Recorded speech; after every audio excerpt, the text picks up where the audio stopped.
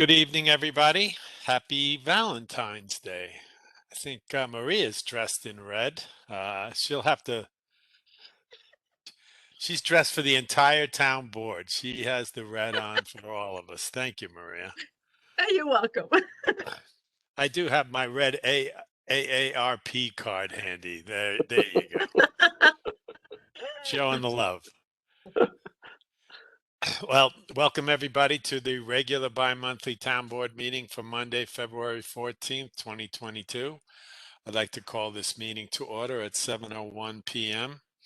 As always, please join me in the Pledge of Allegiance. I pledge allegiance to the flag of the United States of America and to the republic for which it stands, one nation, under God, indivisible, with liberty and justice for all. for all. Thank you very much. Okay,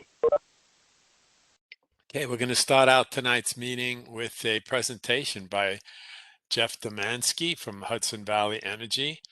He's going to be talking to us for about 10-15 minutes about community choice aggregation, a program that promotes clean energy sources for use in home, residential, and commercial energy sources.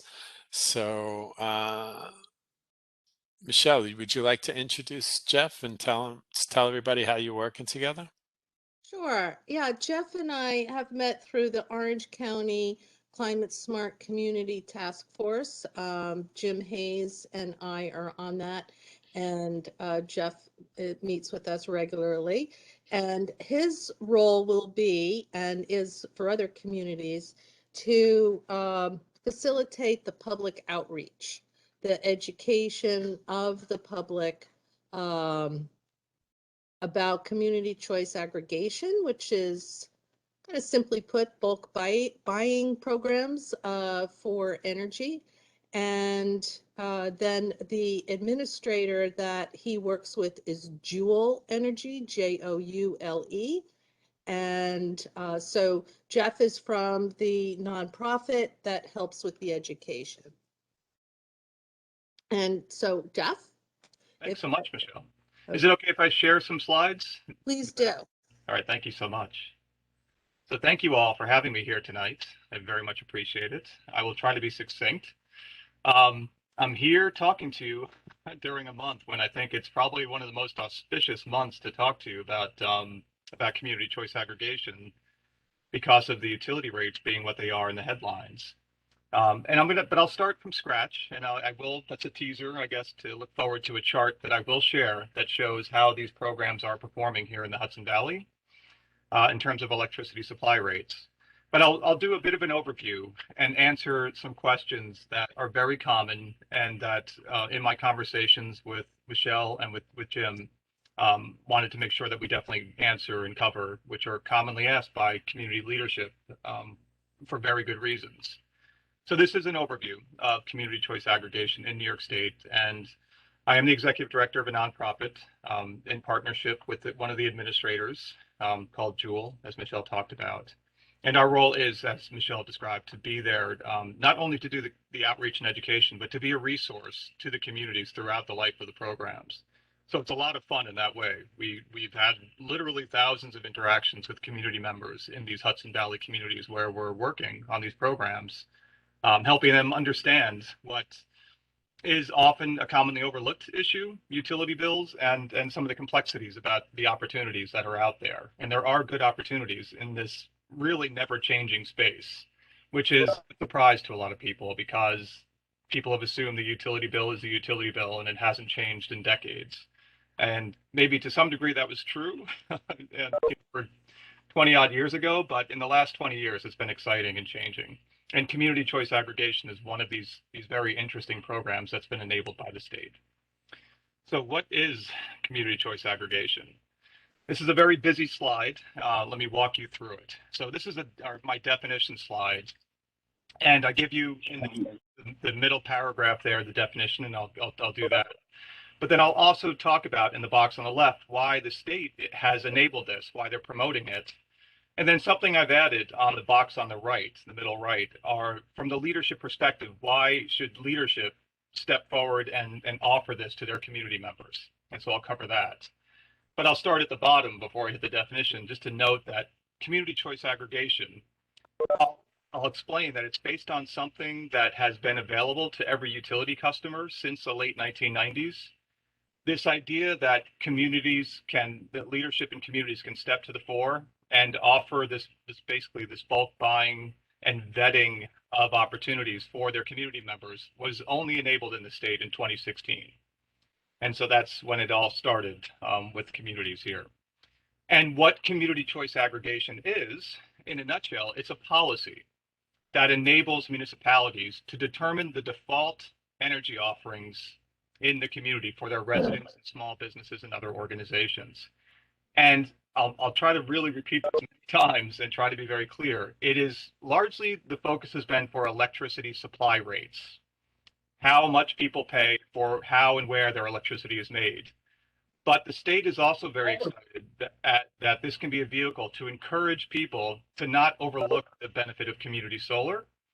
And it's a mix or match to largely that you don't have to do community solar if you're doing an electricity supply program, but they're very parallel. The reasons why they're under this umbrella of this policy are because of the reasons that are in the lower left of why the state is promoting it. Because both programs, the ability to use this policy within a community, it does create the potential to save money for the community members.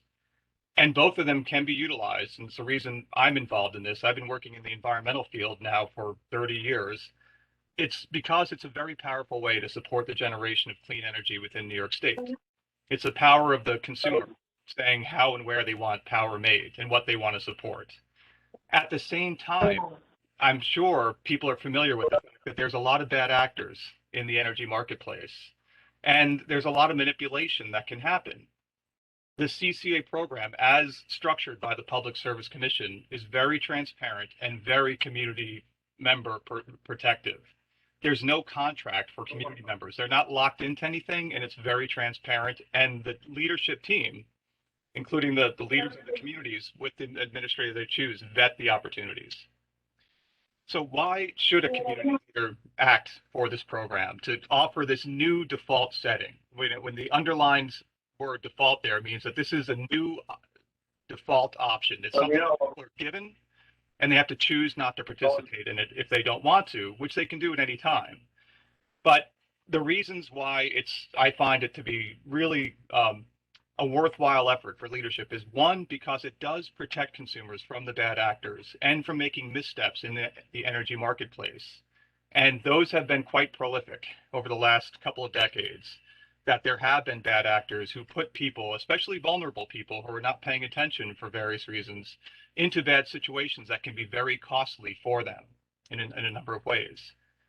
Additionally, there are opportunities for electricity supply and this thing called community solar, which I'll talk about a little bit later. But they can be kind of manipulated to not be the best offer that an individual can take advantage of if they're just acting on their own. The idea of this program in the bulk buying for electricity supply or a vetted opportunity for community solar, the team that leads on this, including the community leadership, leaning on the administrator's guidance, optimizes those opportunities, basically gives the community members the best of what's out there without any restrictions. So it is truly, a public benefit that's offered through the program. This is to emphasize, again, that there are a number of tools that are available through the CCA policy platform. I call it the Swiss Army knife analogy. And it begins, as I'll show you the process, with a local law. A community has to pass a local law to explore whether this makes sense. And if it does make sense, to roll out a program. That local law is the body of the knife. And there's absolutely no reason a community should not give itself the ability to take advantage of this tool, to explore whether it makes sense, and to have it on hand for some efforts it might want to pursue. The main tool that we've been doing in these communities is that knife, the Electricity Supply Buying Club. But the state, and we're doing it with a number of communities, is also very interested in community solar. basically, in essence, subscribing to a local field of solar panels in Orange and Rockland territory in your local utility as a way to double up the demand for renewables, but also receive cost savings on the utility bill. And there are other tools that are part of this enabling law, this body, including that there's the administrator that is chosen can be a resource to the community for determining how best to go about creating a local renewable generation project on municipal property. And there are other strategies, including buying clubs. For example, in Westchester, CCA has been used to give community members discounts on electric vehicles. These are other tools that could be utilized, but the two main tools are the ones on the left, the Supply Buying Club and Community Solar.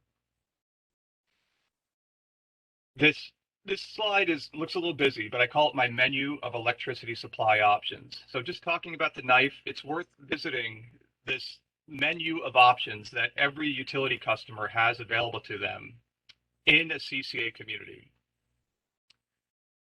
It's like a menu from a restaurant where you have a fixed price menu and you can only choose one thing from each section of the menu. So for electricity supply, this is one of those situations, as the instructions say. You can choose one of these options from this supply option in terms of how and where your electricity is made and how much it costs. And I'd like to use this menu slide to emphasize for choice number one, which is the existing New York State determined default, that there is a default setting already in place throughout the state for utility customers. When people think about community choice aggregation with this new locally determined default, they forget or they don't realize that this existing default option is already in place and it's replacing one default with another. And that by deregulation set that if a customer does nothing in terms of their supply decision, and they have a supply decision because of deregulation that took place in the 90s, the utility company will make that decision for them as a pass-through cost. The utility companies can't make money on the supply decision, but it's a decision they make without any input from the customer, and they have no say in what the price is. It varies month to month based on the market. So that's choice number one, which remains available to people. Since the 90s and deregulation, there is a whole marketplace, as I'm sure many of you are aware, for supply options. There are dozens and dozens of registered companies that will serve as energy supply companies or ESCOs that people can enter into contract with to either optimize, reduce the amount they're paying for supply and or promote renewable generation. Green Mountain Energy is one of the common companies that people know that are there as an option for promoting renewable power, which typically comes with a higher price, a premium. So those are the two options before a CCA program is launched in a community. When CCA is launched, there is the third option. There's a supplier that the community in aggregation, in joining with other communities, chooses to be the supplier by a competitive RFP process. And that becomes the new default option. And it is the power of bulk buying. It's the Costco model that derives the benefit. So these are the three supply options on electricity supply that become available to community members. And this will be back when we're talking about solar options, which is important. Just to give you a quick overview how supply differs from decisions that individual customers can make with respect to solar. So just keep that mental division in mind just for that. This is an Orange and Rockland bill, and I find it's useful just to point out for everybody that this bill is many things in one. And where do these supply decisions and where does solar decisions and how does it not affect the way that utility companies make money? How is this all shown on a bill? So this is the very busy portion of a bill. But we can just focus in general on the three boxes that are shown in red here. The upper left box is the electricity delivery section. This is the money that people pay to get the electricity delivered to them. This is the box, the delivery charges section, that Orange and Rockland is allowed to make money on. They are, in essence, a delivery company like UPS or FedEx or the Postal Service. They are not allowed to make money on making, or they're not even allowed to make the package, electricity in this case. They are paid to reliably deliver it to their customers. So that is unaffected by any of the programs we're talking about. These companies remain delivery companies. When we're talking about supply, that is what happens in the lower left red box. That's the electricity supply box. And when the utility company is making the decision for a customer, there's 3 line items. As you can see, they're a little separated. The first one's a little high, very close to the top edge of the box. But there are 3 line items that add up to be the supply charges for that customer. If a community goes forward with community choice aggregation for supply, those 3 line items are replaced by 1 single line item that has 1 fixed rate for electricity supply. It's the rate that is the requirement that the community set in terms of what they were looking for, usually to beat the average, the 12-month average that the utility had charged over the previous 12 months. And it's fixed and it's all inclusive, including how the administrator gets paid if the program launches. So everything is in here, including it emphasizes that the town, there's no cost to the town for doing this. It's basically the administrator goes forward at risk on the hope that the program works out. And if it does, there's an administrative fee based on the kilowatt hours that's in that supply charge. The supply charge, this rate, this number of cents per kilowatt hour that's multiplied by the amount of electricity someone uses in a month, is different than what's in the upper right box in the payments and adjustments section. That is where, if someone has solar on their home or business, that's where they see the benefits of having that solar on their home or business. Or if they don't have a system on their place and they take advantage of community solar and they receive the simple financial benefit of that, that's where that lives. There's more detail to discuss about community solar than I plan to cover tonight, but just to emphasize that solar is a parallel, separate decision from electricity supply. And again, it does not interfere with delivery from the company. So again, revisiting this idea that, why we're doing this and the fact that there are 2 programs in one. And here's just a revisiting of the benefits for electricity supply in the upper left. It is a new default offered to the residents of a community if it goes forward with the program. It is a low, very competitive fixed rate.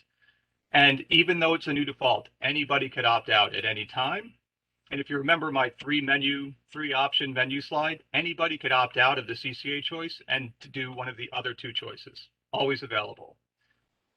Community solar, the reason that one would consider doing both is because it is guaranteed savings off of the monthly electric bill.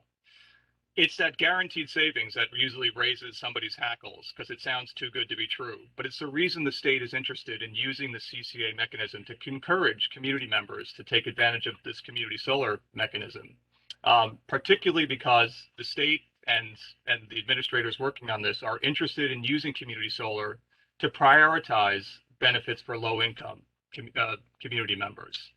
And it is a way to not only support renewable power production in New York State, which the supply portion of the program does, but it can support local production, local community solar farms. And on the right, these strategies are being done. The reason I'm involved in this is because they do reduce carbon emissions while reducing electricity costs and increasing consumer protection. It's really just a fabulous designed program in delivering these benefits. Just revisiting, just kind of a summary. You remember my menu for electricity supply on the left? Choose one option from there. There's a similar menu. It's like the appetizers on the left, the entree on the right. There are 3 choices. You can only pick one on the solar side, but you can mix and match between these 2 menus in any way you want in a CCA community.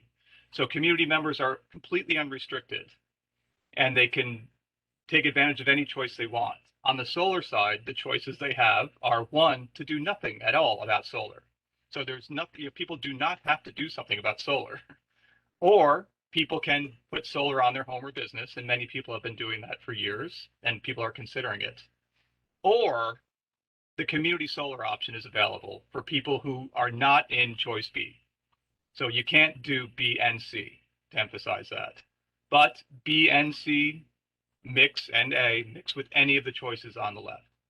So this is something that we can dive into further, but this is something that has been very helpful for people to understand the difference between the programs and how they can be matched together to bring additional benefit. So we're getting near the end. I will show you how the performance, but this is a detailed slide showing the steps for a community for launching a program. And it begins with passing a local law. That is step number one. And for me, it's truly something that a community absolutely should do in New York State. And you'll see that there are hundreds of communities that have done this. Not all of them have decided to launch a program or have not done so yet. But passing the local law just gives the ability to proceed to the rest of the steps. A second step is selecting an administrator, for example, Jewel Community Power, which once done, it launches a minimum of 60 days of public awareness building, education, and outreach.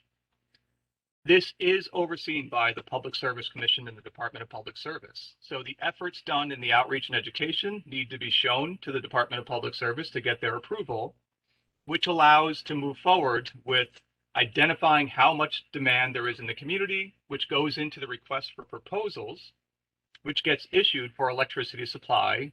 And this is a very parallel for community solar if it's chosen to be done, but that's how a supplier is identified, a request for proposals representing an aggregation of communities. And the administrator takes on the burden of assembling that aggregation.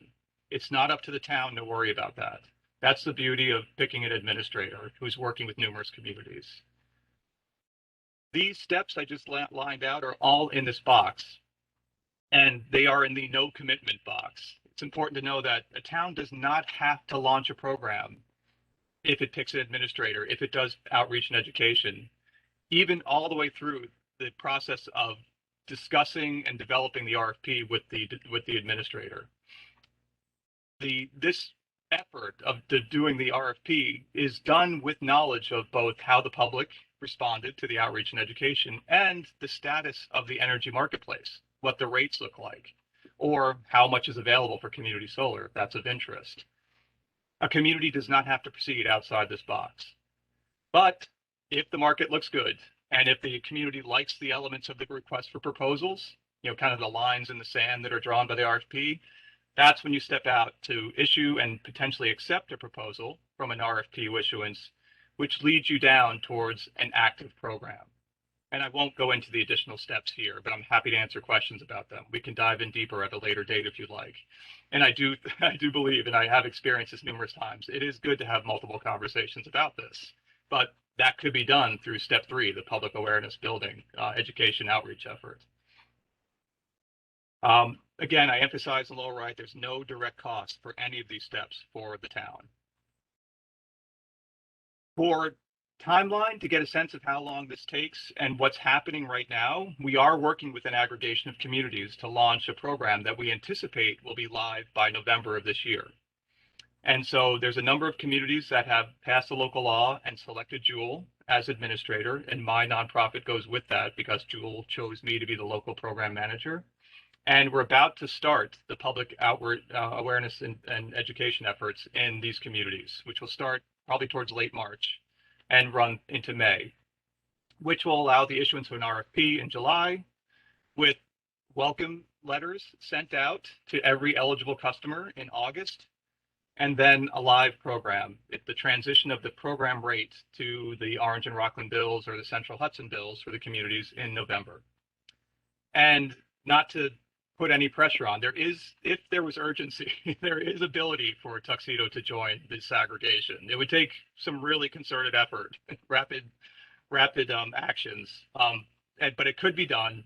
But there is another aggregation already in the works. There's other communities that are not on this timeline. They're on a timeline which will likely, in the lower right, I say, likely need a live program in the spring of 2023. And the reason it's the spring and not early 2023 is because in our public outreach and education, we think about summer downtime, we think about holidays and the like, and we don't do outreach and education when people are less likely to pay attention to what we're doing. So there's a built-in timeline to what we do. Seems odd, but I just want to re-emphasize or emphasize who the players are. We've been talking about Jewel. That is their role as the New York State approved administrator. They work with the municipality to basically go into the details of the energy marketplace and to develop the documents that are essential to the program moving forward. My organization is Hudson Valley Energy. I'm the local program manager, nonprofit chosen by Juul, and we do the community outreach and awareness building and the customer support throughout the life of the program. We have a helpline team, more than 14,000 interactions to date, answering questions and helping people understand what's happening in the energy marketplace. CCA is all around the state. I referenced there's hundreds of communities that have passed the local law. This is showing it here. And I emphasize there are 2 programs here in the Hudson Valley that I'm involved in as local program manager. These are the names of the programs, the partnership. These are not companies. These are the partnership programs. Hudson Valley Community Power, that's 10 communities in Central Hudson Territory. And the Rockland Community Power Program, that's 6 communities that are in Orange and Rockland, actually all in Rockland Community. Hudson Valley Community Power did a 2-year contract for supply. It went well. It's in a 3-year contract now that started in July of 2021 and proceeding very well. And I'll show you the charts next. Rockland Community Power is over a year into a 2-year contract. It's a year and several months. And that's what I show in the next charts is how these programs are doing.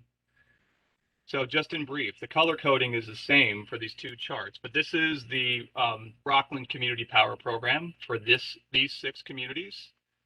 The red line is the private marketplace. If you remember choice number 2 on my menu slide for electricity supply, this is the average I calculated. That's roughly, and it fluctuates a bit, but I just put in a status number here for what the private marketplace offers an individual customer.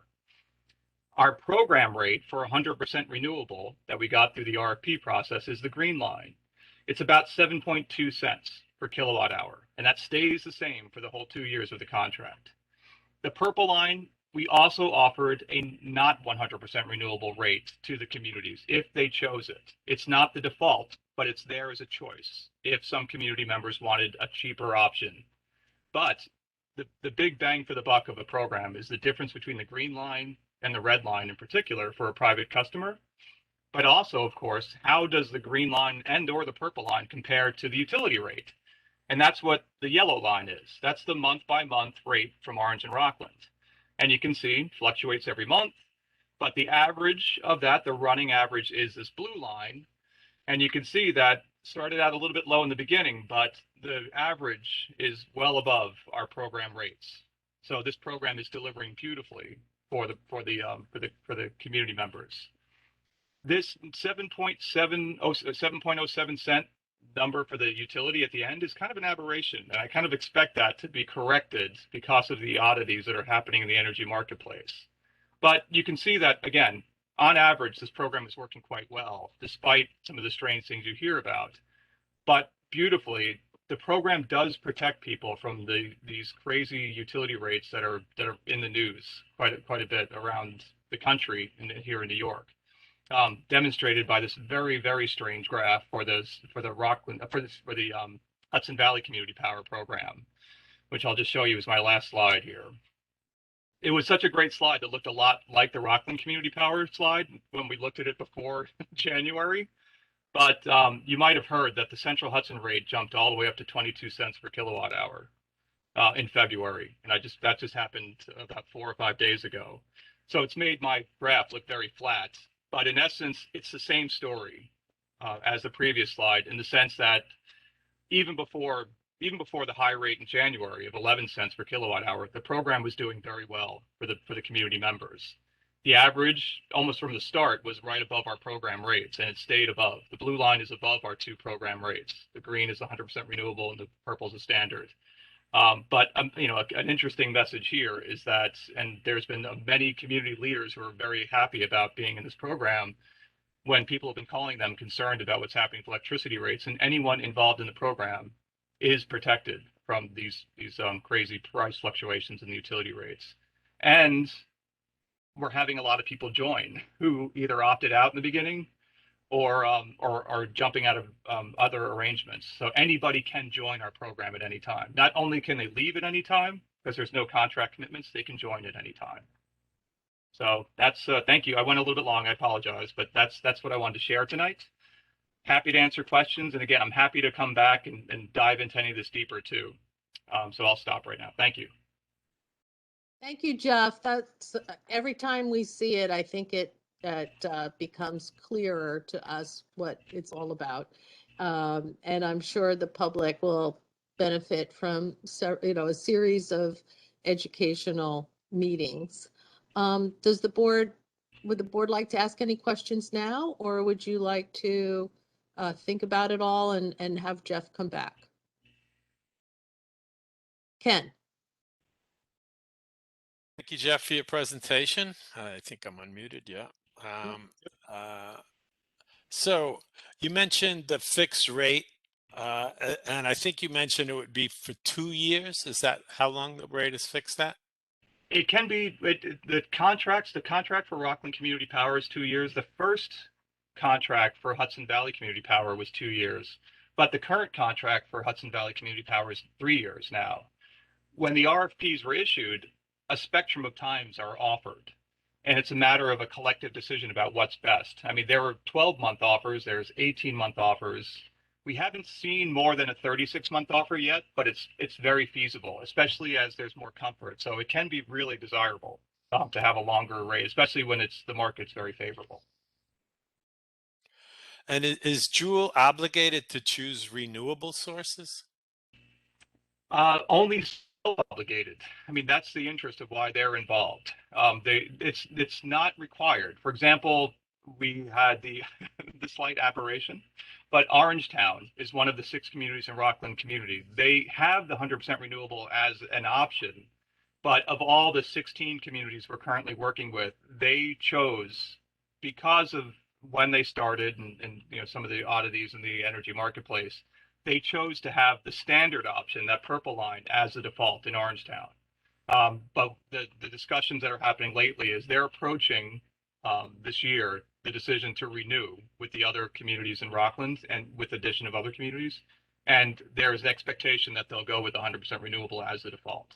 But we will always seek to offer a 100% renewable option, and we like it when it's the default for the beauty of the program.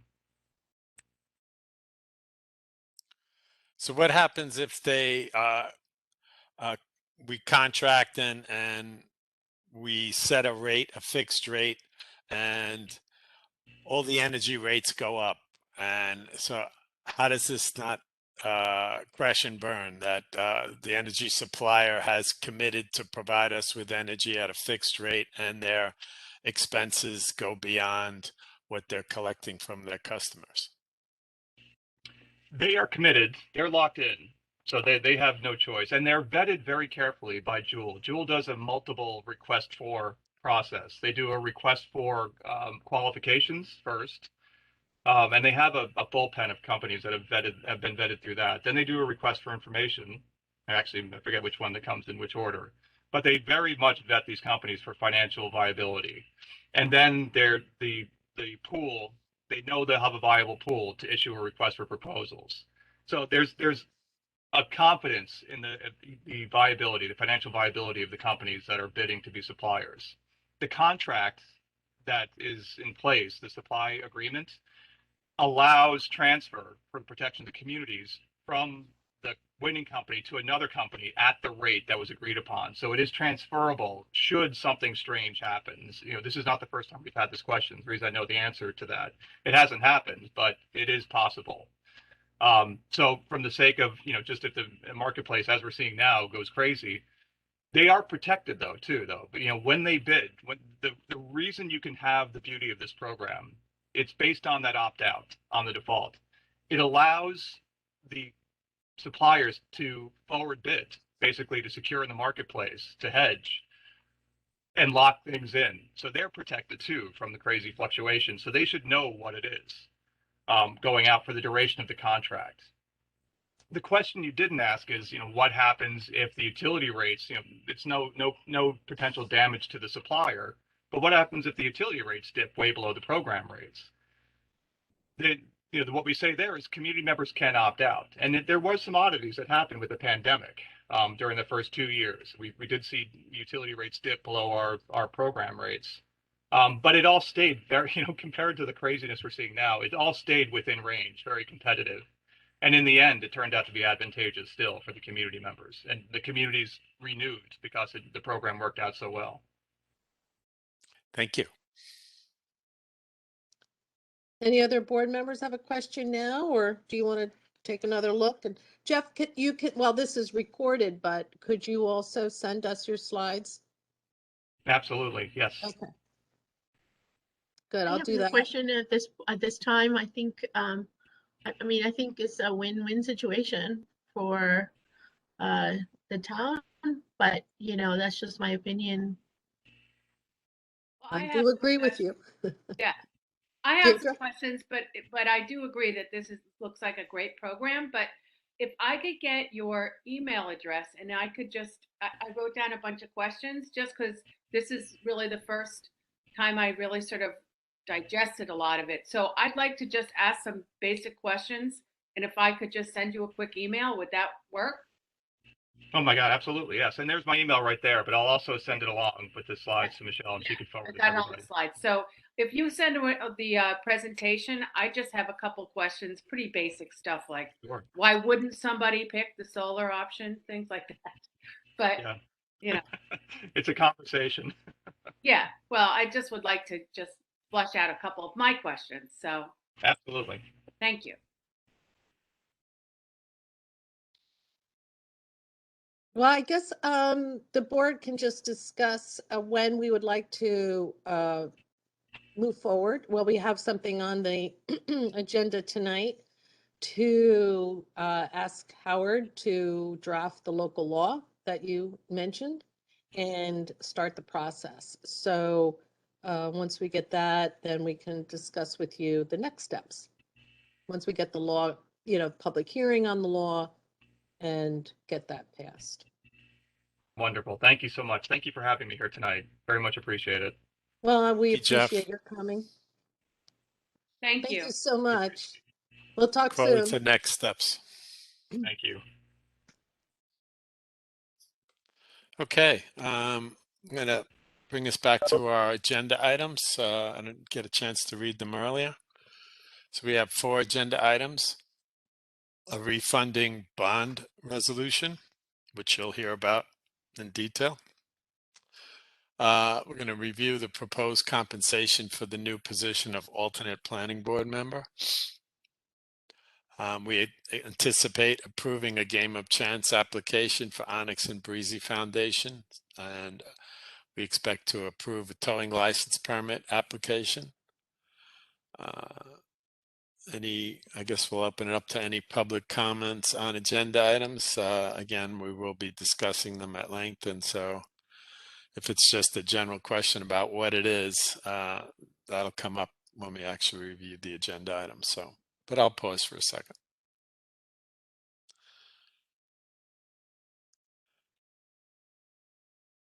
I don't see the chat, but does anybody have a question in the chat that you know of, Michelle? Let me check. There's nothing in the chat yet.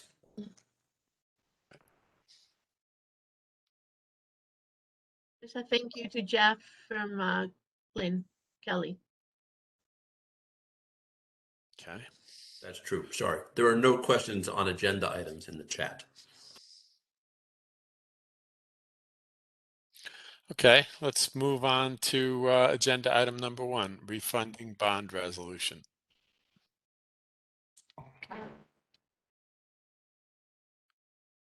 So we have, no, go ahead, Ken. No, please go ahead.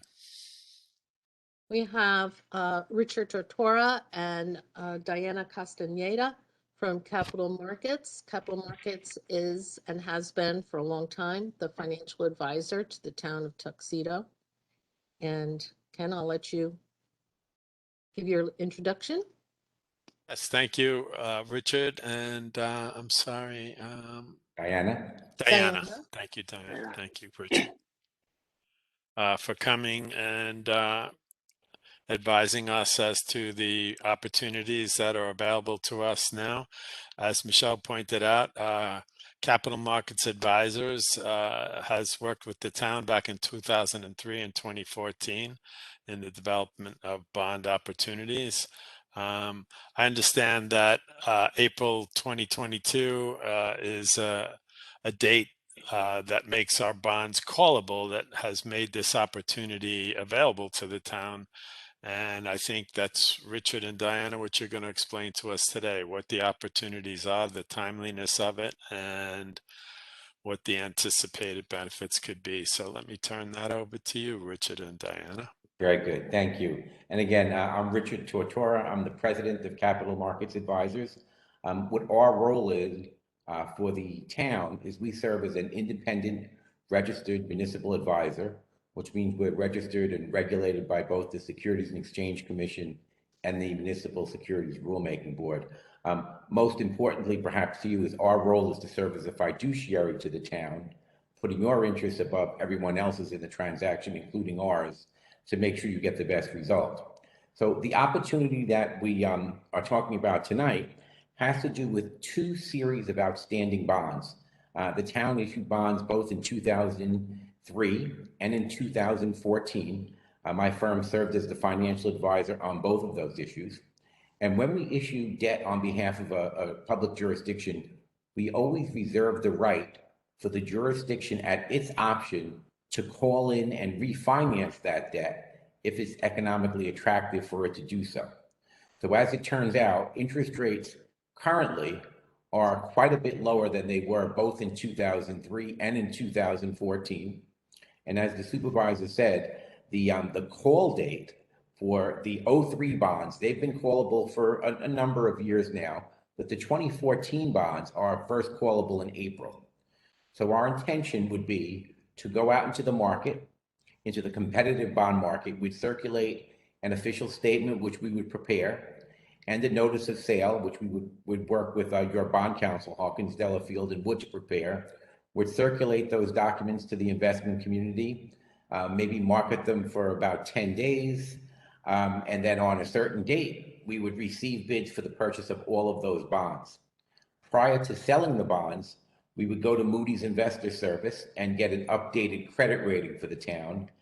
Some of you might be aware that last October, we got some good news when the town's underlying credit rating was increased or upgraded from a Baa2 level to an A3 level, and Moody's put a positive outlook on that.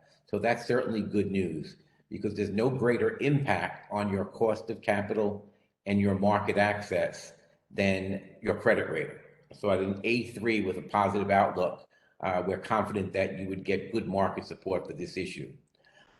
If indeed we're successful in selling this debt at competitive sale, when we first ran these numbers in December, the savings were rather significant. They were about $250,000. But as we know, interest rates are on the rise. You know, the Fed announced that they're going to be raising interest rates very likely as early as their March open market meeting. We'd like to think we can get in the market probably right before that. But again, the market anticipates the hike, so the interest rates have risen already. So notwithstanding the fact that rates have risen, we're still confident that this transaction will save the town north of $100,000 net of your cost of issuance.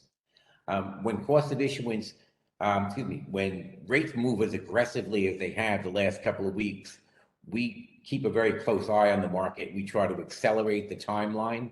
There's not that much opportunity here to move too much more quickly, because we do have to get the refunding resolution approved by the town board, which is what we're talking about tonight.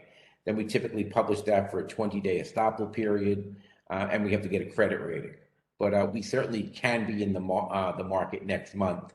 Once we sell the bonds, we lock in the interest rates, and the structure of the refunding bond issue, the new bond issue, we would not be extending the term of the existing debt, nor would we have like dis-savings or losses in early years for savings in later years, which sometimes happens, let's say, in the corporate world. This would be a true restructuring and refinancing for savings in each and every year. So that's kind of an overview of how the transaction would work and the benefits to the town. Do you have questions for me? So, Richard, when the 2003 and 2014 bonds were issued, they were issued in a private placement, and this time we're going to go out for competitive bid. Is that No, correct? those were sold at competitive sale as well. Oh, they were. They Okay. were. Yeah, in New York State, public jurisdictions from county level on down generally sell their bond debt at competitive sale. The only exceptions to that is if it's a small issue, and these were relatively small, or if you're issuing refunding bonds. So this bond issue we're doing now, we could negotiate the sale of this debt, but we strongly believe because you have an investment grade rating and it's a general obligation credit, we think a competitive sale will get you a better result. And at one, when we spoke earlier, you had explained to me that the New York State Comptroller's Office looks for a 3% target savings for municipalities, and this would be better than that. That's correct. Well, when we ran the numbers again in December, when market conditions were quite a bit more favorable, the present value savings, we look at it on an individual basis and a combined basis. So on the 03 bonds, the present value savings in December was a little over 8.5%. And on the 14 bonds, it was over 10%. So that level of present value savings has certainly decreased because interest rates have gone up, but we're still over 3% when we look at it on a combined basis. The other thing that's important to note about this issue, the smaller deal, the 2003 deal, that deal it matures over the next 5 years, so 22 through 27. So we kind of call this a now or never opportunity. If we don't refinance this debt now, it's likely we'd never refinance it. So as long as it generates a level of savings, we think it makes sense to refinance it. The 2014 bonds, they go out all the way to 2044. So you have a very long life on those bonds still. You might recall those were issued to acquire some real property in the town. But again, the comptroller does indeed review refundings. Both of these deals would be what's called a current refunding. We would use the proceeds from the sale of these refunding bonds within 90 days of the closing to pay off call in and pay off the old bonds. That 3% threshold was more of a concern if we were doing an advanced refunding. But again, the controller always likes to see some degree of savings to show that the transaction was ripe, if you will. Right.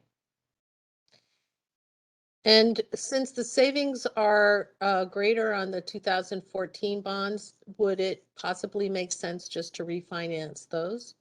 And again, the 14s are certainly more attractive. Much longer term, much larger par amount. We could look at that, but I tend to think if indeed the 03s generate some degree of savings, $10,000, $20,000, it probably makes sense to refinance them too. It doesn't really cost you anything extra. But Right. Okay. Bottom line, it would generate some more savings. Okay, good. Does the board have any questions, or Howard? Oh, Ken does. Go ahead. So by combining these two, it sounds like that's what the strategy is about, putting the 2003 and 2014 bonds, calling them and combining them into one. Is that That's basically? correct.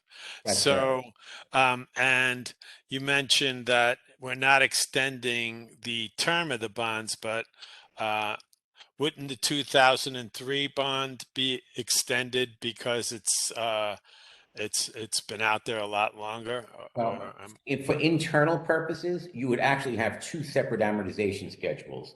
One for the 03 bonds that does indeed mature in 27, and a second one for the 2014 bonds that would indeed mature in 2044. For purposes of sale, we'd combine them into one schedule, but when the funds come in, it would pay as though we had two separate amortizations. Thank you. And so the cost of refinancing, that gets built into this reissuance. Is that how this works? That's correct. And right now, when we ran these numbers originally, we put in cost of issuance of $70,000. And there's 7 different players, professional players that are involved in those fees. Bond counsel, Hawkins, Delafield and Wood, financial advisor, my firm, CMA, rating agency, Moody's Investor Service. Then we have an escrow agent that holds on to the proceeds once we sell the bonds and calls in the old bonds. We have a verification agent, that's an accounting firm that verifies you borrowed enough money to pay off the old bonds and the cost of issuance. We have, I think actually we can avoid having to publish notice in the bond buyer because this issue is under $5 million. So that's good. That number will come off. And then there's a financial printer. But because of the size of this deal, I don't think the financial printing bill will be very low as well. So when we put a cost of issuance budget, it's not to exceed that number. We think we might come in 5,000 or more less than that, and that'll just equate to more savings for the town. Does the board want to see Diana's updated analysis of the current rates and the savings, or she's on the I call? would. I would, Okay. absolutely. Diana, do you have that available that you could share your screen? I can't, I'm working off a mobile device, so I can't share my screen. I did circulate it, Okay, let's the see. working group. But this is Who Jay, is- if I read this right, we're talking about a savings to the town of something on the order of $147,000 between now and 2044, over the next 22 years. Have I got that right in round numbers? I believe you're right, Diana. Yeah, that's- the net present value benefit, incorporating, a cushion, and then we upsize the cost of issuance is 104,152. When we ran the transaction, it was closer to about 325,000. So it reflects that rate movement that Rich spoke to. Something also important to note, when we take bids, so we sell this at competitive sale. So let's say we put out the notice of sale and the official statement, the first week of March, 10 days later, we're in the market, we're selling these bonds. If for some reason on the date of the sale, the rate spiked and we didn't like the results, we can reject all bids. And we do that very, very rarely. I think in my career, 30-year career, I might have done that 2 or 3 times. Remember during the Gulf War when interest rates spiked, when, all of a sudden there was what was it? It was January of 2000, no, it was 1991. Rates spiked. We turned back, we rejected all bids. We came back a few weeks later and they settled down almost immediately. But that's always your option. I don't suspect we would trigger that, but it's available for you if indeed we needed to. And if that did happen, you would not owe a fee to my firm, to Hawkins Delafield, to the verification, the escrow, etc. The only fees that you potentially could be exposed to would be maybe a partial fee to the rating agency, but they wouldn't charge you that because they wouldn't charge it right away because they too would think you would probably try to come back and do it again. So that goes to my next question. What are the risks that we're exposing ourselves to by going through this process? Sure. The risk really is the interest rate risk or the market risk that you're subject to between now, if you say, go, let's do this, and the day you lock in the rate. So we lock in the interest rates on the day we sell the bonds. On that date, everything's locked in. We know with certitude what all your numbers look like. So that's really the only risk. If you don't proceed with the transaction, those 2003 bonds, they're currently callable. So every day you wait, that deal gets a little bit less attractive because you could refinance those at any time. But the big issue, the 2014 bonds, where we're refunding about $1.5 million, those aren't callable until April, and it would be our intent to refinance those on the first available date we can. So there's really very little risk in this because you do lock in the rates the day you price the bonds. Thank you. You're welcome.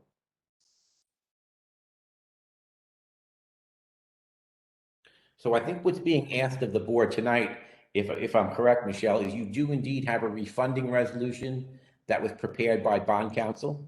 That's correct. And so if indeed the board approved the refunding resolution, that resolution would be published once. There would be a 20-day estoppel period that would start today, as long as the resolution is published once within the next 10 days. We would then work with Michelle and the rest of the team at the town and your bond counsel to put together the official statement, the notice of sale. We'd work to put together a credit rating presentation. Diana used to be an analyst at Moody's, so she would take the lead on that. And then over the next several weeks, some of these things would dual track. So if the resolution is adopted tonight, we publish it for the the estoppel period. We'd work on the documents, the credit presentation, and we'd be ready to be in the market sometime in relatively early May. Excuse me, March. Excuse me. Yeah, okay. No, March, excuse me. So the bond resolution, doesn't commit us to doing the bond issue. That's correct. Yeah. It just gives you the authority to go forward and prepare the documents and enter the market. Howard, do you have any questions on the bond resolution? Nope, none at all. Looks fine to me. Great. Well, we have opportunities between now and the middle of March when, I was speaking with Diana. We'll take another look at the numbers and see what the savings look like at that time. So we just need to get the process moving so we're ready to go when the market's right. So you're going to read every line of this 14-page resolution, or we're going to take it let's as see. read? Usually you would just read the block title of it. Right, and there's no block title here. Well, we don't have to, let's see, what can we do? Can we present it? I'm sorry, Maria? Can we present it? Can we put it up on the screen? Can we share it for people to see? Or Well, that's not I going to mean- be very productive because they're going to have to. right, because it's really long. Yeah, exactly. I think the key here is that is to say that this is a refunding bond resolution to refund the bonds, to redeem and refund the bonds that were issued on February 11th, 2003 in the principal original amount of $2,808,000 serial bonds, and have been referred to as the 2003 bonds. And you're going to be refinancing the 2014 bonds, which were issued on May 8th, 2014 in the principal amount of $2,100,000. And the purpose of the refinance is to call those outstanding bonds and to pay them off at a hopefully lower rate.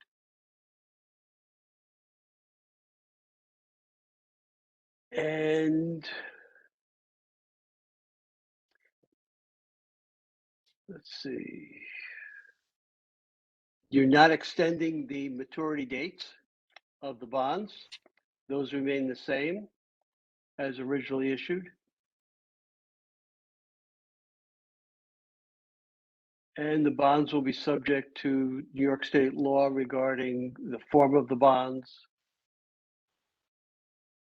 And the obligations are authorized for an object or purpose that's proper.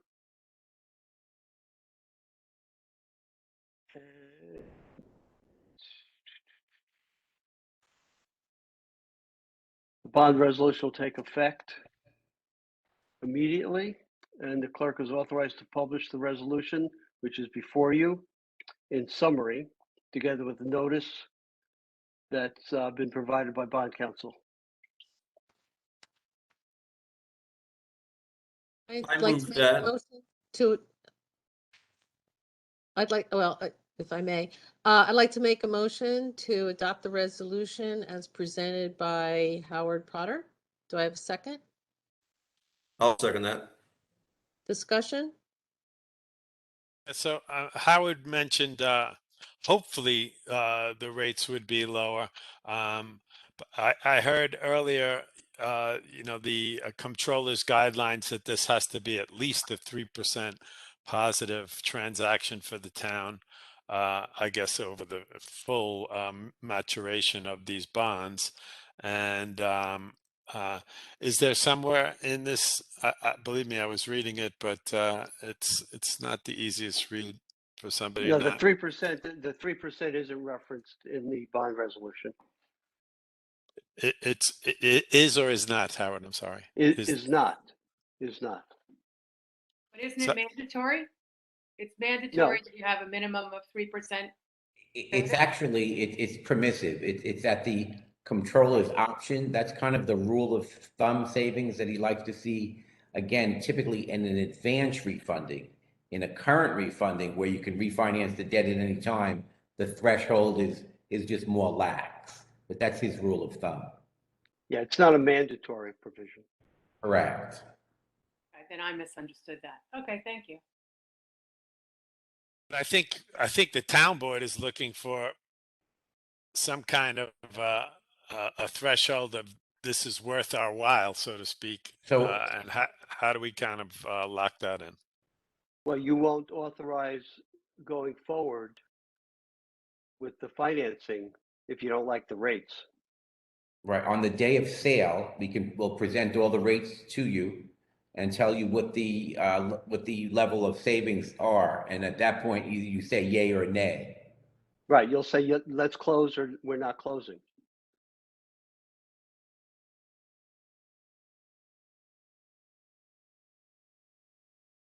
And sorry, that's where Richard was saying worst case scenario is we'd be obligated for minimal fees.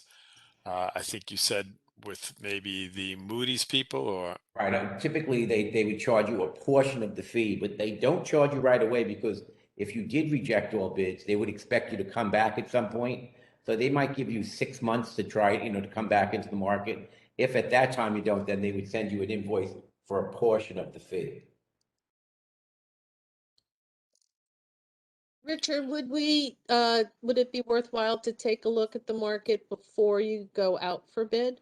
Oh, Like, of say, course. So The we'll first freshen week of this. March and say, let's just wait before you go out. for bid. Certainly, we'll freshen this up right before we mail it. We have to give it 8 days in the market. We're required by the controller's regs to do that, but we can freshen up the numbers. The trick is you don't really know the numbers until you sell because, for example, this week we sold 2 deals. Hastings on Hudson, we just sold a deal for on the 9th, 16 million. It was a 15-year deal. They went off at a 211. We thought they would do better than that. We thought they might do, in the 180s, but they went off at 211 because the market just spiked. And obviously it's not something we can control, but we walked through with the school business official, the level of savings, and she was well over the 3% threshold, and she accepted, and away we go. But again, yeah, we'll freshen up these numbers, in a week, in 2 weeks, right before we mail. If it's clearly not going to happen, we'll just pull the plug on it and not bother going out. But if it looks like it's kind of on the cusp, we probably would recommend going into the market and seeing how we do. Because what happens, if you think about it, you're selling a product, you're selling an investment product, and you might get an investor. You could get someone from the town of Tuxedo who wants to buy it, or Tuxedo Park, some well-heeled individual, because it's not a particularly large issue. You could get someone who just wants to have this in their portfolio, and they might bid and outperform the market that day. That happens. Sure. Right, so I'm sorry, go I was ahead. just going to mention, we're targeting a mailing date of March 7th and selling on March 17th. So we would certainly refresh, before then, or as close as possible before we circulate documents. And you send it to Moody's at what point then? What's the date you would have to send it to Moody's? So we're looking at scheduling a rating call the week of February 28th. Ah. So we would send them the preliminary official statement, which is all that information you sent over, will help compile that document. We'll send them a draft of that document in advance of the call. Okay, great.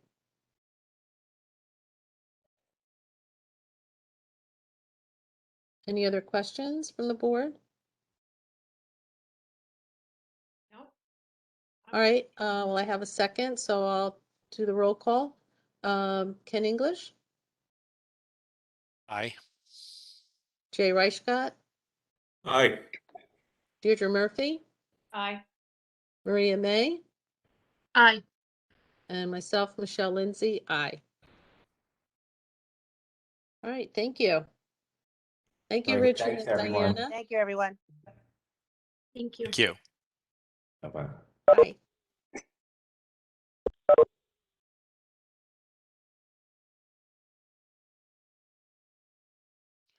Okay, we're at the second agenda item. Review the proposed compensation for this new position of alternate planning board member. Sorry, just scanning to the page, my packet.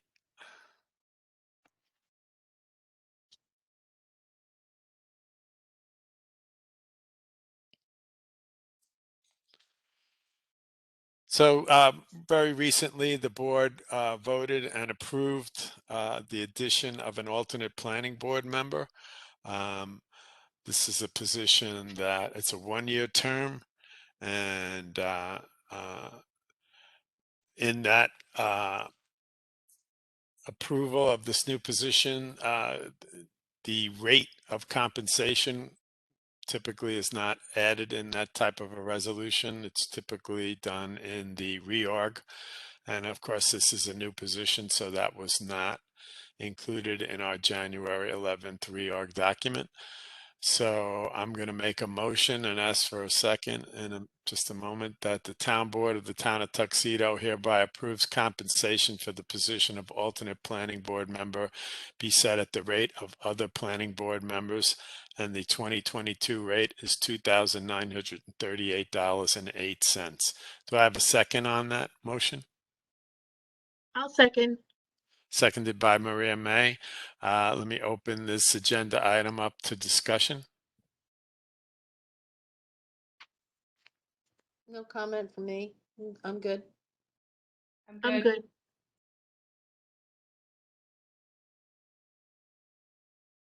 No discussion. But just to this alternate position was added for a number of reasons. One, I think, very important notion is that we're cultivating replacement position, have an opportunity to have an alternate get familiar with the planning board, its duties, and it's a fully functioning position. And what I mean by that is the alternate is expected to be at every board meeting that other members are at, participate fully in all the dialogue.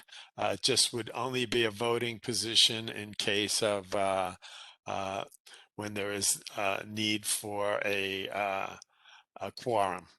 But the expertise and the input of the alternate member would be available to everyone who's on the board, who is a voting member. And so I think it's a good next step for the town to add this position. And so that's it. I don't think my colleagues have anything else to add. So I'll take a vote. All in favor?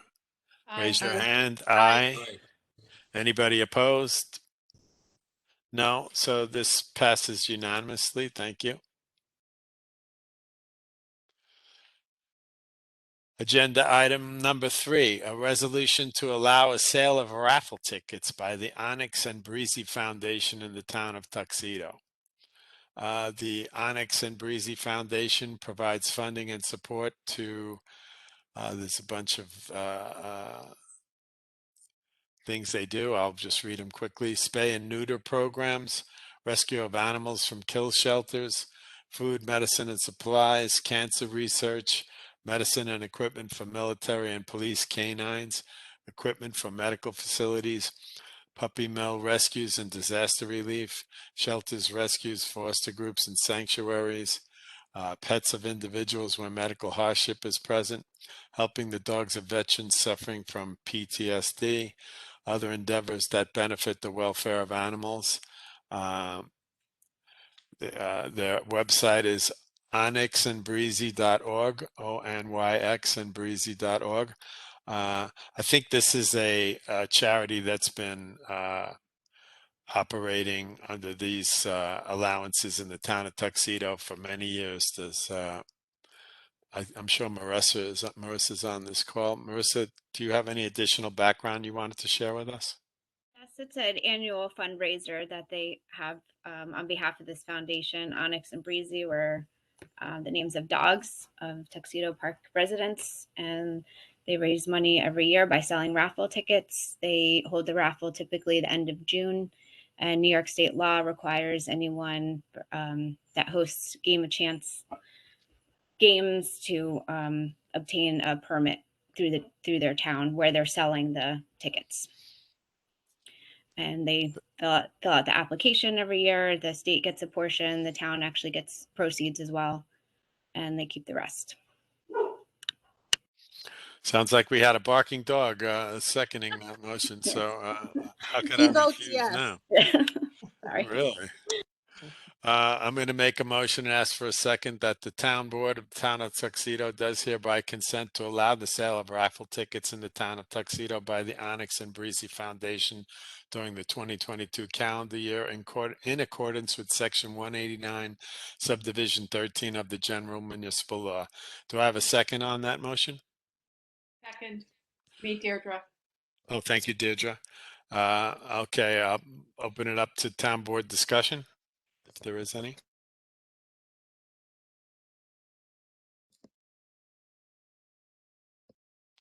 I'll take that silence as no. We ready to vote? Yes. All in favor? Aye. Aye. Any opposed? No. Okay, that motion passes unanimously. And where's a barking dog when you need one? Ruff. Hey, Excellent. mine are quiet today. I'm happy about that. That sounds like a worthy cause. So I'm happy we could do our little part. Agenda item number 4, resolution approving towing license permits. I'll make a motion, ask for a second in a moment, that the applications for towing license submitted by the following businesses have been received on approval of Detective Stefan Christian, having received approval, and are hereby approved through December 31st, 2022. So we have 3 companies: NJV Auto Center Incorporated, Sloatsburg, New York; Apple Auto Body, Monroe, New York; and Loyal Tire and Auto, Monroe, New York. The fees are $500 per business. And I'd like to make that motion. Do I have a second? I'll second that. Seconded by Jay Reichcott. Open to town board discussion. I have a quick question. Is this fee only for people who are not Tuxedo residents? Or have businesses within the town of Tuxedo? I'll let Howard answer. Yeah, no.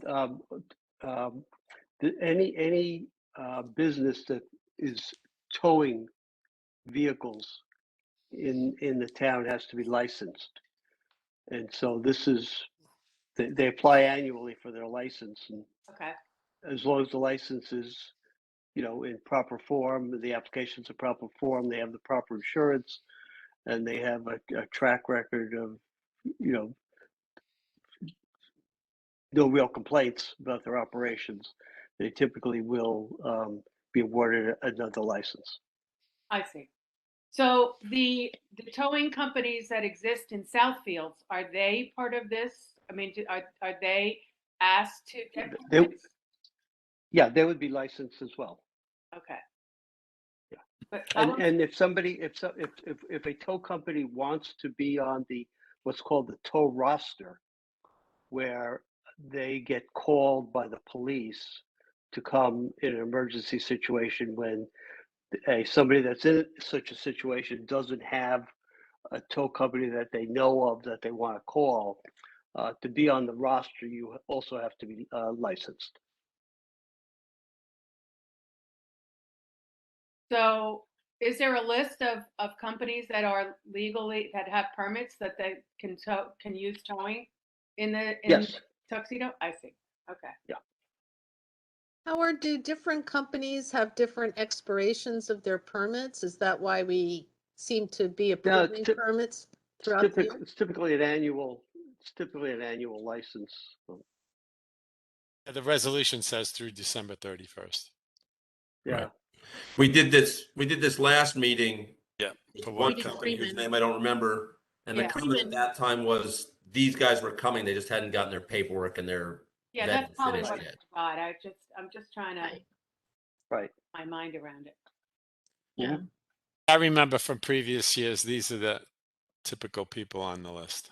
Yep. But I Yes, guess, and you know, they have to, Deirdre's- oh, sorry. No, go ahead, Marissa. The companies that apply, there's in the application, it says they have to be within a certain amount of miles to Tuxedo distance wise. So that's why there's Right. UC Harriman, Sloatsburg, and Monroe. And the company that's in Southfields requested an application last year. They have not applied. So I don't know if their driver is located within that distance. That's why they may have not submitted their application. But it typically is that the applications go out in end of November, are due technically end of December, but a lot of the companies are busy with, they also plow and do other things, and they're kind of slow to get in the paperwork, but they should have been in beginning of January. So I guess my question is, what is the follow-up to towing companies that don't have permits, such as the companies in Southfields? What is the mechanism to sort of edge them along to get their permits? Or is that just not that important? These companies I supply to the police department. They do all the background checks on the drivers, like Howard said, and they supply that list to Orange County 911. So they rotate the companies that they call, like Howard said. If the person that needs the tow doesn't have someone, then they go by that list. Otherwise, so- to operate the business, I'm not really sure. Yeah, but to be on the towing list, you need Yeah. to be licensed. Correct. So So currently, what I'm hearing is that there are companies who are towing companies in the town of Tuxedo who are currently not licensed or on the permit list for 2022. that's possible. Right. And that's okay as long as they don't tow in Tuxedo. Well, when they have their towing field in Tuxedo, they're towing in Tuxedo.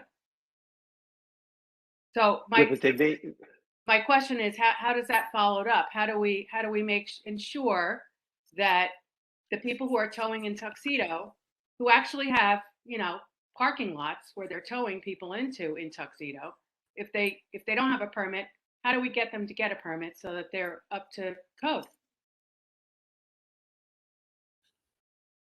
well, we have to look at, typically, most of those companies want to be on the towing list because that's their financial incentive for registering and for getting the license, because that's where the bulk of the business comes from.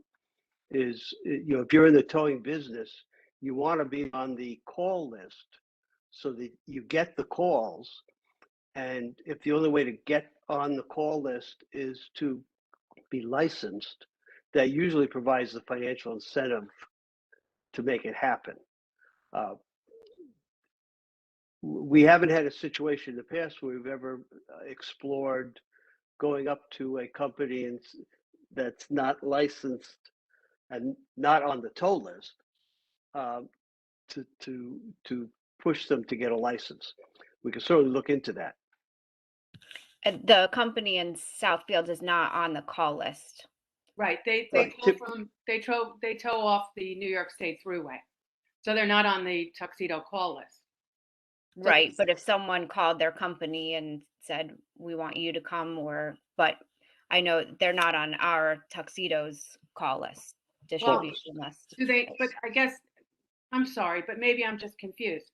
If somebody from the New York State Thruway calls the company that's in Southfield, they go and pick up and tow a car and they tow it into Tuxedo and they place it into their parking lot, would they be required to have a towing permit in the town of Tuxedo? Yes. Okay. How did the person on the Thruway get their name? Probably from the Thruway Authority, which You is mean not the the state town of police? Yeah. State police responded to the scene. Well, the state police, I'm not sure if the state police has a separate toll list. So we'd have to look into that. Let's just Okay. clearly understand this is a real finite list in Tuxedo. I think we are talking about one potential operator. Is that correct? Actually, there's more than that. the There's a moment. couple there. Yeah. I know that CNE, who was the owner previous to the current owner, they did have a towing license and they did tow people. And I remember seeing their license Yeah. before. So, Yeah. the new Yeah, we owners don't are want the to belabor ones that this. haven't. Hold on, I'm just trying to understand because I do believe in enforcement. That's all. I'm just trying to understand the policy. That's it. I think those are absolutely legitimate and good questions. And but I'm just wondering, is it literally one company that we need to follow up with to find out why they haven't filed for this permit? I think it is, but I really don't. I think I'll at the work with moment Dave it is. Makish, and he would definitely know. Okay. And the police will know. Yeah. The police will know.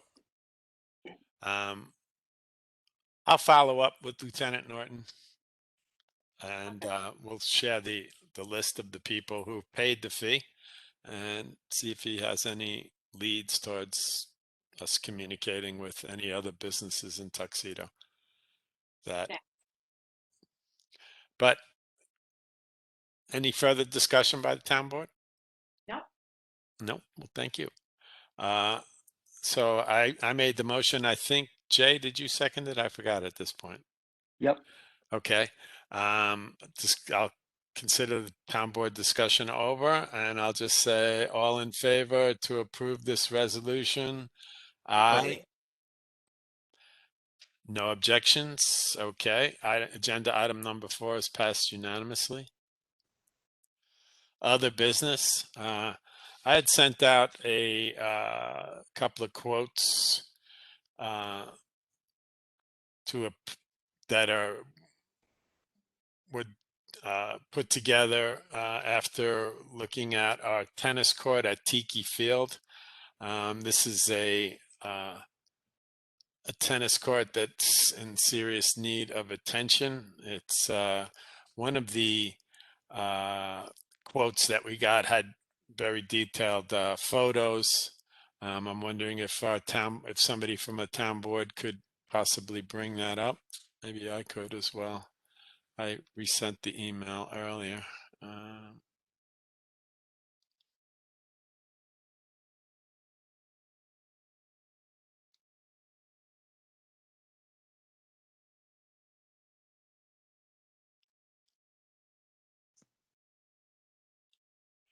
Should I share my screen, Michelle? Yeah, go ahead. All right, let me give that a shot. Where am I?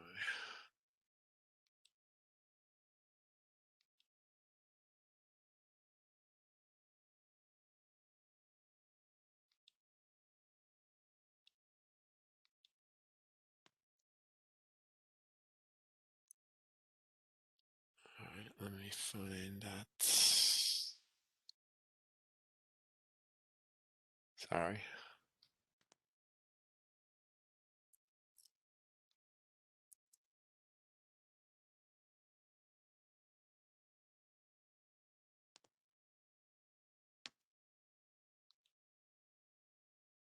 You can tell I haven't done this in a while, huh?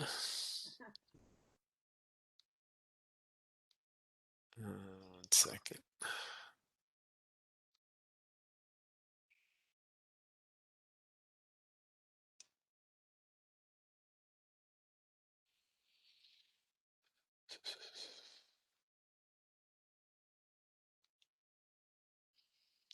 Are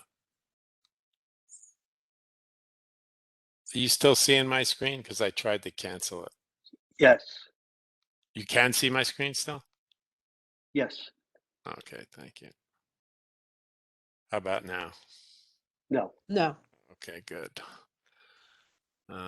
Sorry.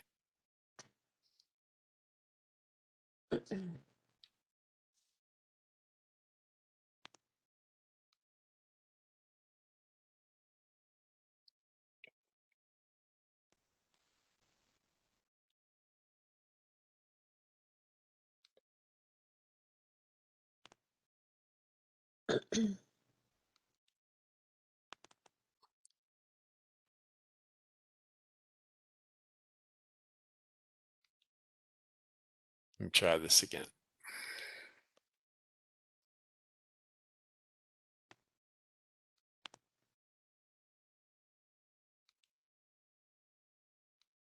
Okay, can you see it now? Not yet.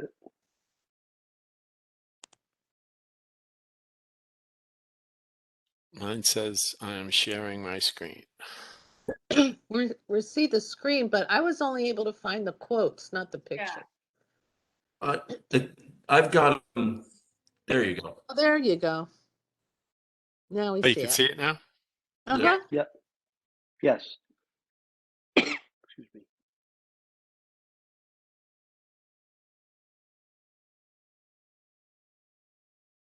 You know, these are courts, I have to think they were built about 20 years ago. I mean, this is a court, I should say, that's just in desperate need of repair. I've been contacted over the years by many residents who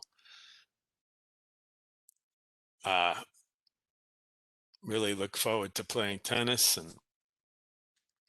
and this is the one tennis court that we have, and it's really outlived. Is it just one tennis court? That's it, one tennis Okay. court. Sue Scher is asking, and I know I've heard this before. Is it possible to have one tennis court, but also have lines for pickleball? Oh yeah, that's in Yeah? the Okay. in the quote. All right. Yeah, absolutely. All right. Yeah. Oh, it's in the quote. Yeah, Okay. and that's typically what they do nowadays is make these multi-use courts. What about basketball? Is that in there also? Well, they did mention because the basketball court is adjacent to the tennis court, and the person who came out and did the site observation suggested, well, you might want to take a look at that basketball court as well while we're doing this. And although we don't have a quote for that, I think that would be something prudent. I mean, this is a park that's in need of restoration. Yeah. And You these know, these go quotes are ahead, from Jay, last please. year, or these are relatively new. This is from about a year old. So January of 2021, I think is on the first page. All right. January 5th, 2021. We haven't gotten the discussion yet exactly, but I'm going to say that before we approve anything, let's get real quotes. Yeah, I was going There's none of to. this work that hasn't gone up in cost.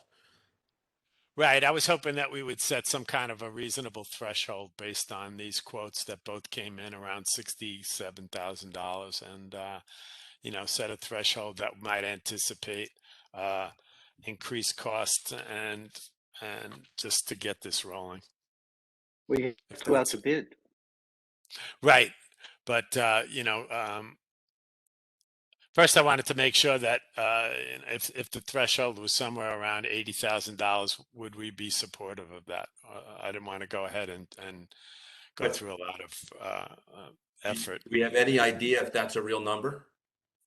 Well, if the other number was 62 to 67, I think 80 is probably pretty reasonable. It's 10%. I mean, construction prices have gone up more than 50% over the last year. Yeah. Do we Okay. say 80,000? And You know, then, I do this for a living, so let me tell you, these quotes are useless. Okay. We're gonna do this. Let's get real quotes. But isn't that? I mean, that's I the could bid? go back. I would go back to the people that already Yeah, and get it. provided these and ask them for an update. Well, you're still going to have to go out for bid. Yeah. I mean, why wouldn't we just go out for bid and see what it Yeah. is? Well, see, here was my thinking about that. I mean, in order to provide the specs, I mean, I'm not sure who would do that other than, I mean, by reading what this company's proposed gives you a general idea of what the specs should look like for an RFP.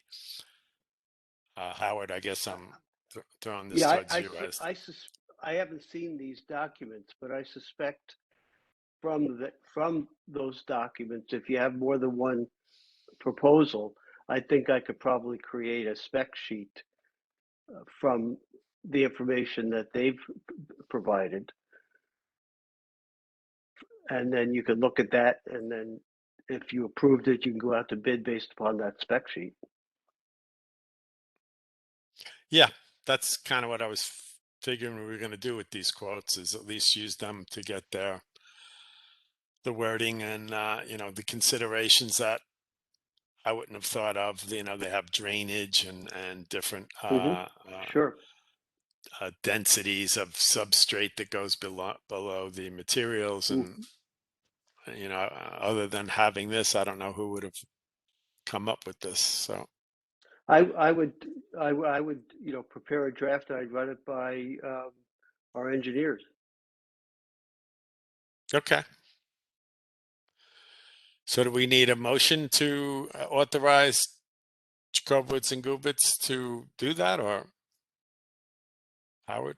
Or we just ask you? Well, either way, whatever your you know, preference is.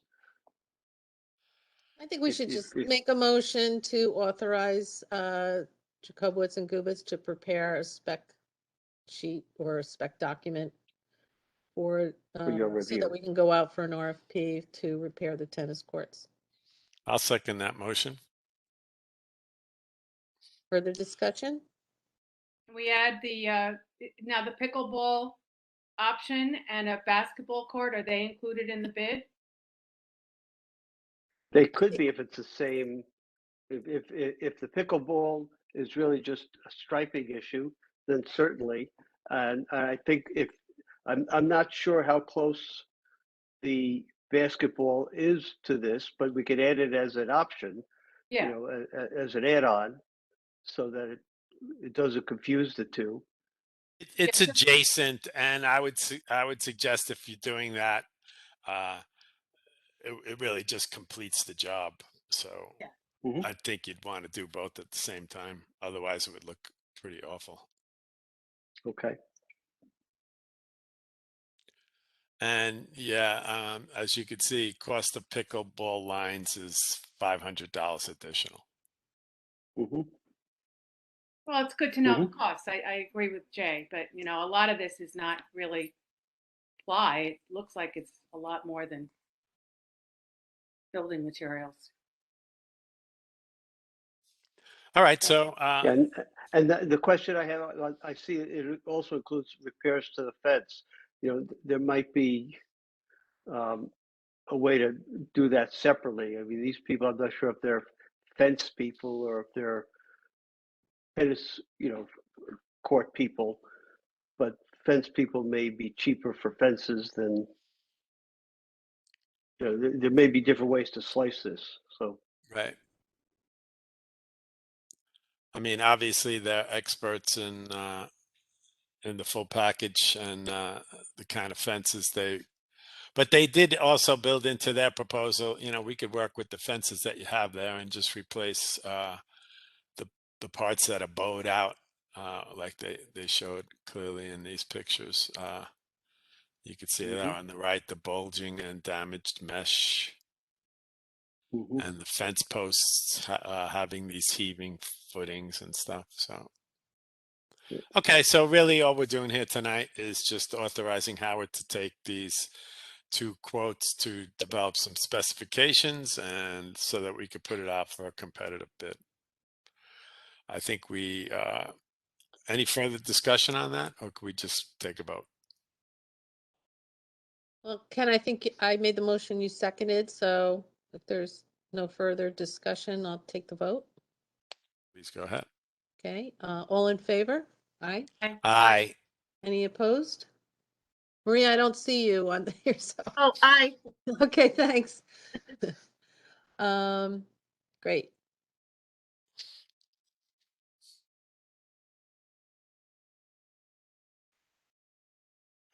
So the next, we proposed a resolution to request J&G to draft a local law to authorize the town board to enter in a community choice aggregation program.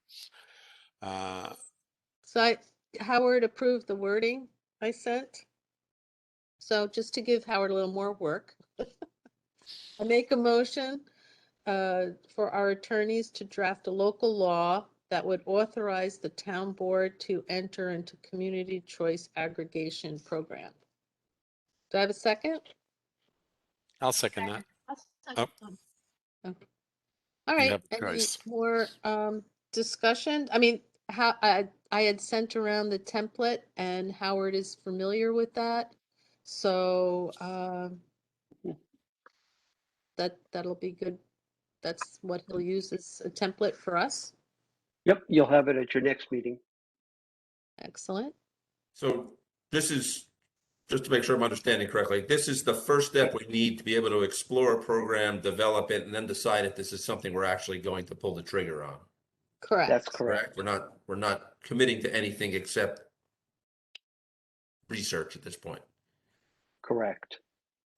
Excellent. Thank you. Yeah, it seems a little unusual, you know, the process that you have to pass a local law just to investigate something, but that's been explained to me enough that I'm accepting that notion that it's kind of a non-binding,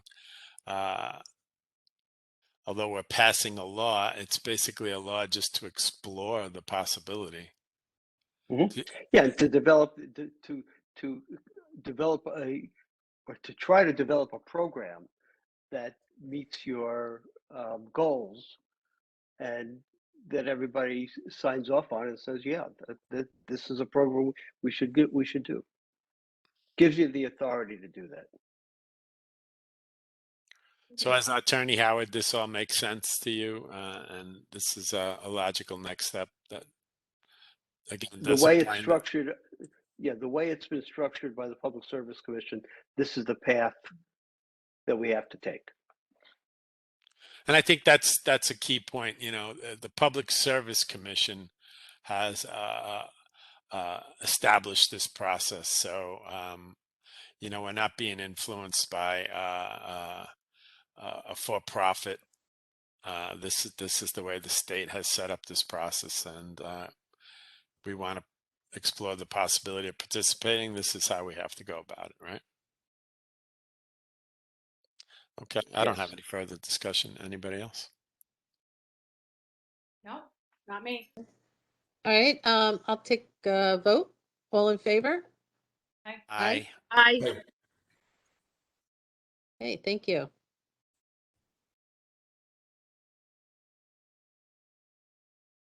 If I could just, Ken, if I could just trouble you to send me those documents that you had with respect to the tennis. I will do that right away. Thank you, Howard. Okay.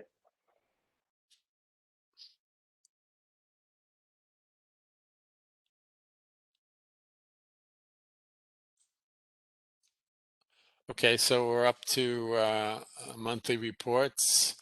I'm in receipt of monthly reports from Dog Control, the Justice Court, and the Town Clerk. confident that Rob Dolbaum is. Which caller number is Rob? Don't know, but he can unmute himself. There are only 2 call-in users. *6 will get you to unmute yourself. That's me. Oh, there you go. You're number Hello. 2. Hi. Number two. Good evening, everybody. Well, first I'll go over what the highway department's doing. Mostly, you see us plowing and salting. We're tree trimming along Warwick Brook. But we're having issues with the sewer, as Ken knows, and I believe Jay knows a little bit about it, that we've had a backup over the weekend into a building on Route 17. We're having problems with the main sewer line going underneath the railroad along the Ramapo River to the pump station. And what we have is grease, wipes that we've asked a million times for people not to use, and now masks. The face masks everybody's wearing because they don't want to catch COVID or ending up in our sewers, causing major clog ups. So first off, I'd ask everybody to please stop putting those items in there. If you're cooking, dump the grease in the garbage. Please don't dump it down the sink. It ends up in the sewer. It causes problems. We had a block up of almost 3 feet long, the size of the pipe that acted like a plug of grease. So please. But the next issue we wanted to talk about on that is the possibility of lining that pipe or moving that whole sewer line to the west side of the tracks. And I think you wanted to talk a little bit about that tonight, Ken. Yes, thank you, Rob. Yeah, these are infrastructure concerns that have been lingering probably for decades and decades. Is that a fair statement, Rob? Absolutely. Absolutely. Yes. I mean, this is a sewer system that's what, 100 plus years in the ground? Jay, is that a fair statement? 130-year-old clay pipe sewer system that is showing its age. So we have, what we have is and I looked at a year or two ago about lining that section of pipe along the Ramapo River underneath the building on 17 over to the manhole at the Gulf Station. At that point, it was roughly 1,200 feet of sewer line, and at that point, it was in the, as I recall, in the $80,000 to $90,000 cambered and new lining in it. I don't know what the rates are. As Jay said, everything's going up in the construction industry, but I think we should start getting quotes on that. And if we're thinking about moving the pipe to the west side of the railroad, we have to have some serious talks about what it's going to cost if we're going to do it, and how long it would take us to move that line. How big is that Do we pipe? want to spend? It's 8-inch. So back in the day, I think you said probably at least 4 or 5 years ago, was it a company called Precision? Am I remembering that right? Yes, that's correct. And I got another quote from Tam, who is our sewage hauler from the plant. I got a quote for them. They do not line the pipe. They only camera and scope the pipe. But Precision does both, and I think it would be wise to go with one company that does both, that's in the business for both of them. So when they gave you an estimate that you and I reviewed months and months ago with you, did they already scope the line to determine that it is relineable and worth doing? I mean, this is a clay pipe, right? So I would imagine there comes to a point where even relining isn't feasible anymore. But that's a layman talking. I really don't know. Well, it does come to that, but at the moment, while the pipe is still feasible, I guess, or usable, would be the time to, now it's the time to do it, or we're going to have to do some major infrastructure repair there that I'm not sure. I'm really not sure what is worse. If we have a major problem along the river, or if we have to deal with the neighbors to try to run a new line. I don't know. Time-wise, I think if we have to run a new line, we're going to end up 2 or 3 years down the road. But by the time we go through all the legal issues it's going to take to do that. If we spend $100,000 now to line the pipe, we'll get that'll last 10 to 20 years. It gives us time to move the line to the other side and not have to. It's not a fire, we're not putting out a fire to just, we have to get the line there and then it's an emergency thing. So I you think mentioned, it's Rob, a I big- think you mentioned, Rob, from the Tuxedo Gulf, there's a manhole there, right? Correct. It And goes then it's under running 17 down. diagonally. Go ahead, Rob. It goes under 17 diagonally to the Lesco building, Mercantile building, whatever it is.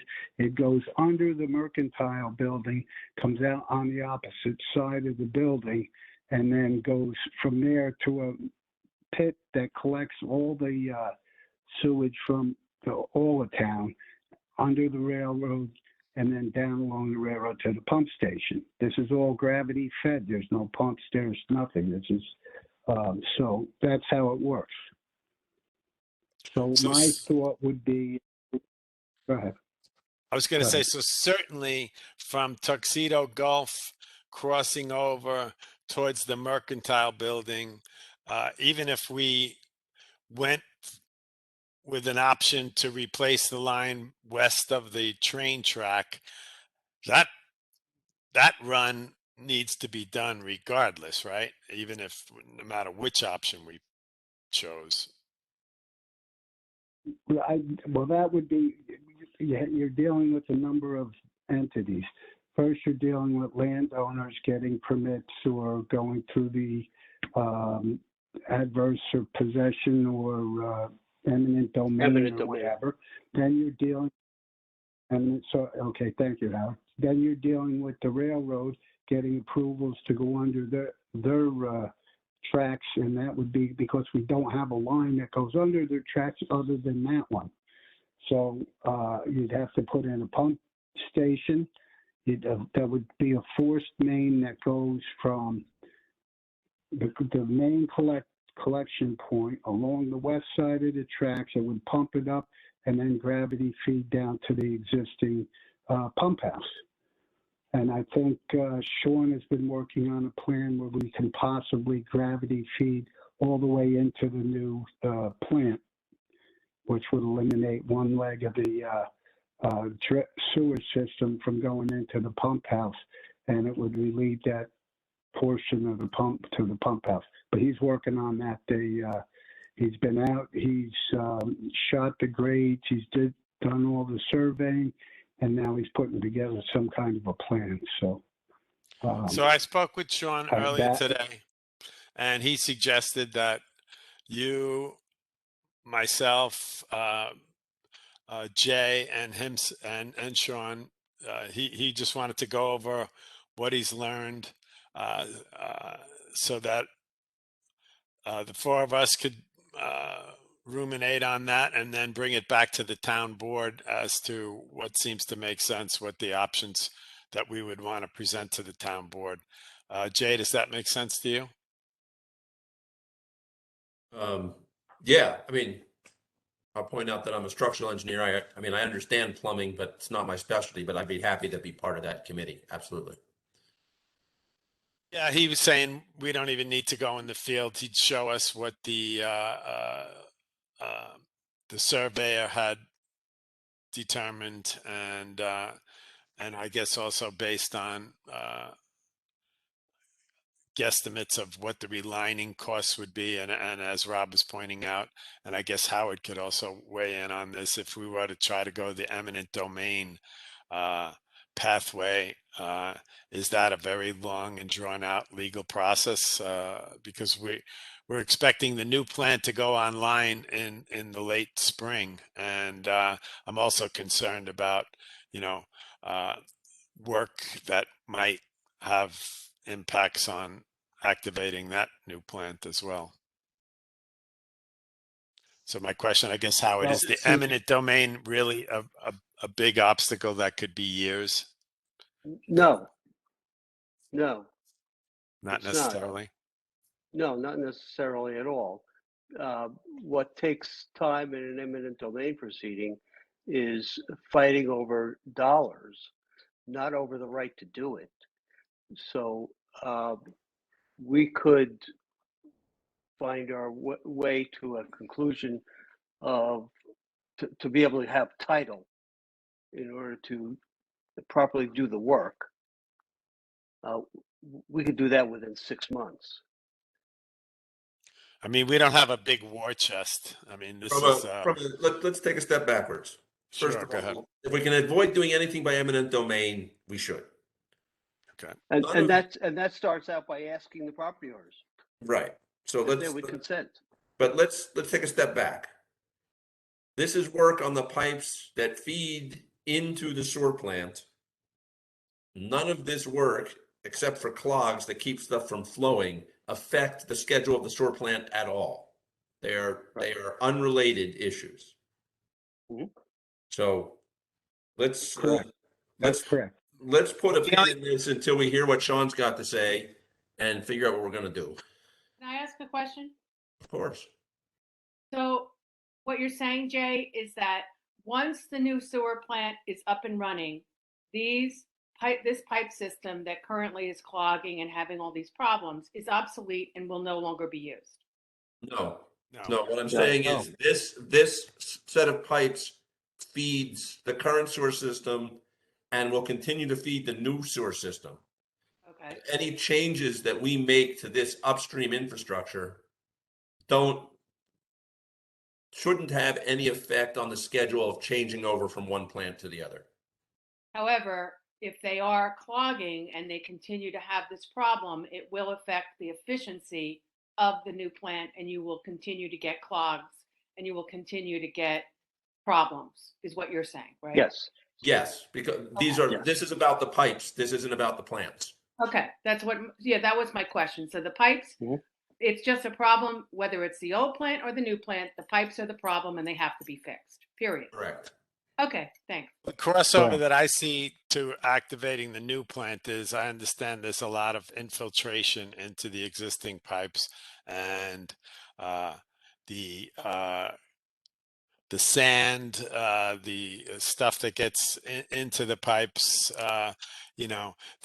the Hamlet Sewer District will be responsible for the full operational costs of the new plant. And, of course, we don't want to be processing stormwater and through the new plant. So that's the only crossover I see to add to that, Jay. Absolutely. There are lots of benefits to improving the sewer infrastructure, and which will result in processing cost reductions, which will help offset the cost of those infrastructure repairs, et cetera.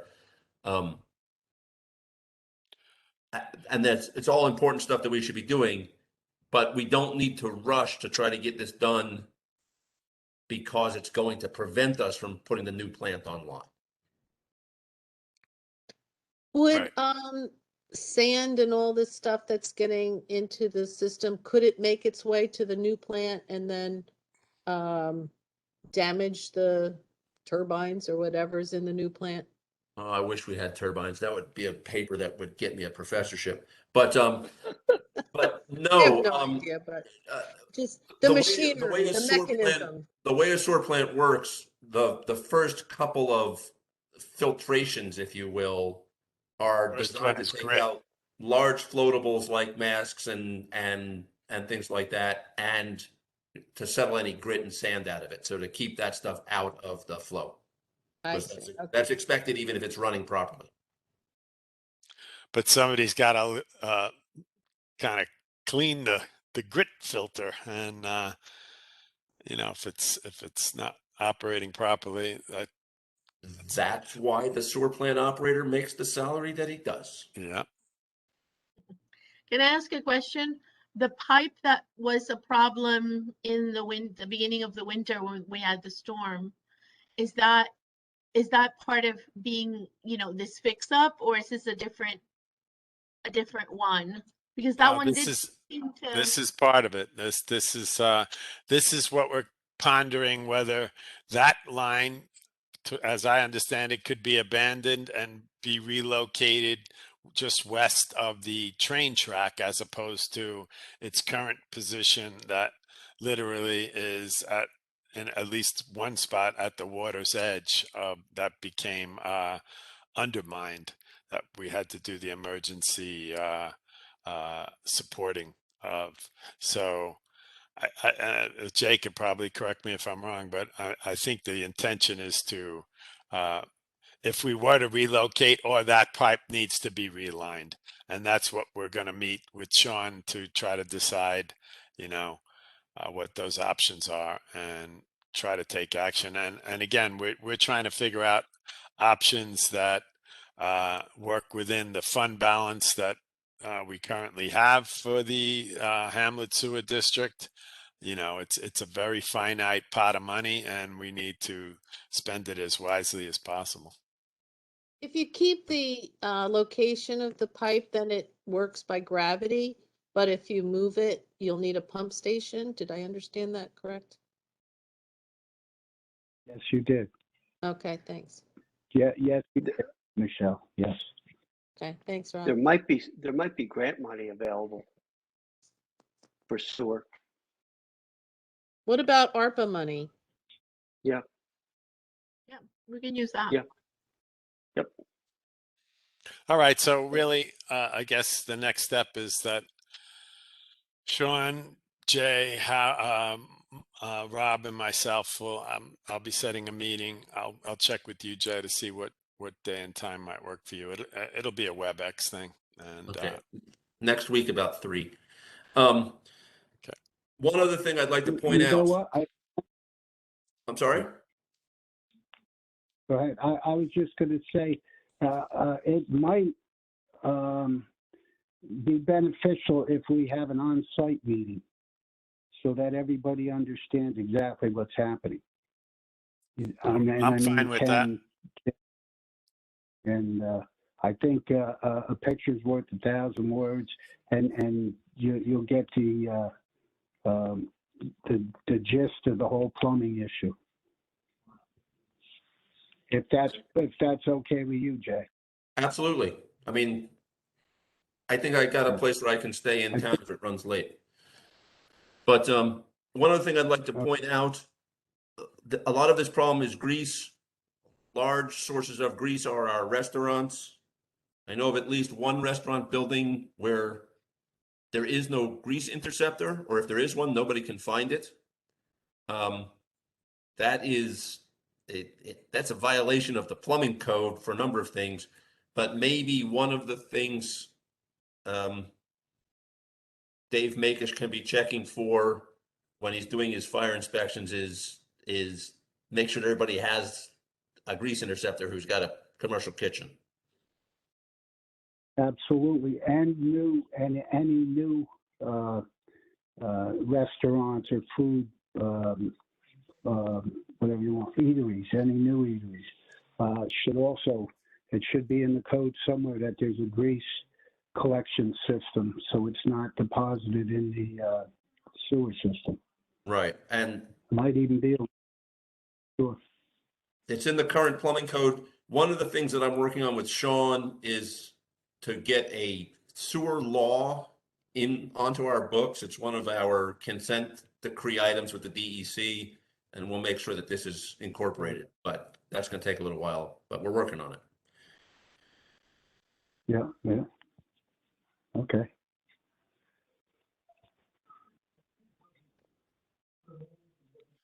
Another thing we need to contemplate is sending a letter to all users in the Hamlet Sewer District when we develop next step plan, when we have dates of activation for the new sewer plant, basically a comprehensive update. And certainly we could insert there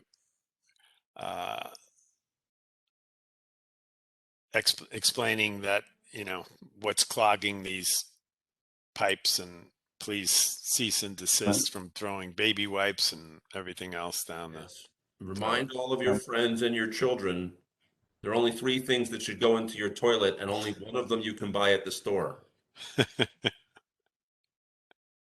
Got it. You can help me put together that letter. Okay, Rob, continue with your report. Well, I'm pretty much, that's the end of my report.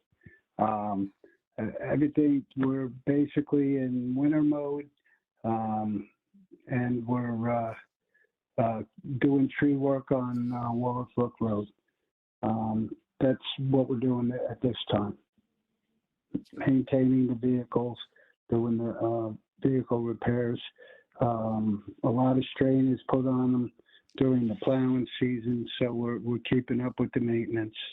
And we've had the new water line installed and in. I don't know if I brought that up at the last meeting, but it's in, it's operating, and a much clearer difference than we've had in the past. We're going to have the water tested next week to check the chemical analysis of the water, and we're going from there. So yes, we're moving along with the water, absolutely.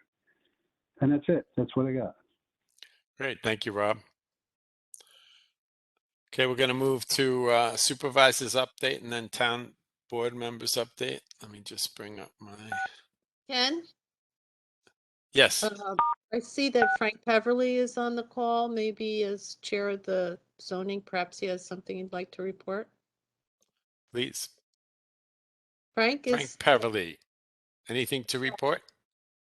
No, things are fairly quiet. We had a recent variance up in Laurel Ridge for a housing addition, but that's it. All good on the zoning front. Our new members are sworn in, and we're at full staff, including our alternate. great, thank you. Thank you so much. About Marissa's report? Marissa asked to pass tonight. Okay. Tuxedo Town Supervisors update. Okay, I have 5 items I wanted to share. First one, Orange County Department of Finance advised Tuxedo that the total 2021 sales tax revenue has exceeded the budgeted amount, which will result in a fourth quarter supplemental payment of $75,369.91. This payment will be made to the town before the end of February. So thank you, Woodbury Commons. Mortgage tax, January 2022. Orange County Clerk's Office notified us that we, for January, will have $23,997. So keep selling those homes. Tuxedo Farms, our next meeting will be Thursday, February 17th at 5 p.m. We will be focusing on design standards. Police chief interviews will begin Wednesday, February 23rd, 5 o'clock to 8 o'clock. 3 candidates are scheduled. These would be the highest scores on the civil service exam that are interested in the job that we have posted. We are diligently following civil service law in our recruitment processes, and 9 of the 29 people on the list answered that they were interested in an interview.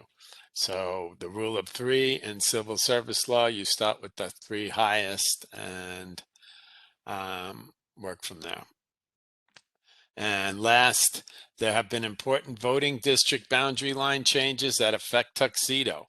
We now have a new New York State Senator, James Skoufis, and a new congressional representative, Mondaire Jones, in the 17th Congressional District. I look forward to working with both of them, and I expect to meet with Senator Skoufis soon. Michelle Lindsay? Okay, I'm going to be meeting on Wednesday with representatives from Orange and Rockland to discuss electric vehicle charging stations, grants that are available, financing, and I'll report at the next town board meeting about that. Rob and I had looked a couple years ago about places where they could be placed, one place in the upper train station lot and one place in the lower train station lot. So we'll go over all the financing on that. And in a discussion with Frank Peverly, we were talking about battery storage options. And so I'll be talking with somebody from Orange and Rockland about that as well. And thinking about adding a battery storage component to the solar roof on the highway. So I'll be working on that. If anybody else wants to work with me on that, please let me know. And the Association of Towns is next week. So I'm hoping we'll all be there virtually. There's a number of really relevant discussions on ARPA procurement policies and long-range planning and building a structurally balanced budget. Lots of things are going to be discussed. So if you haven't registered yet, please register. And if you're not sure how to get to that site, it's nytowns.org. And then on the homepage, there's a link to register. Let me know if you have any questions. That's it for me. Jay, do you have anything you wanted to add?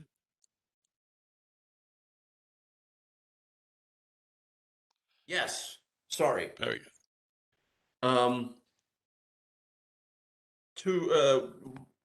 We already talked about source, so I don't have to talk about that anymore.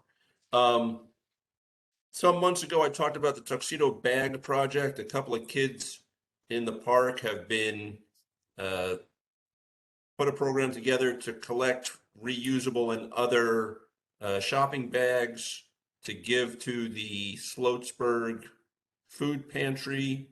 The food pantry loves having them because they don't have to spend money on bags for their clients.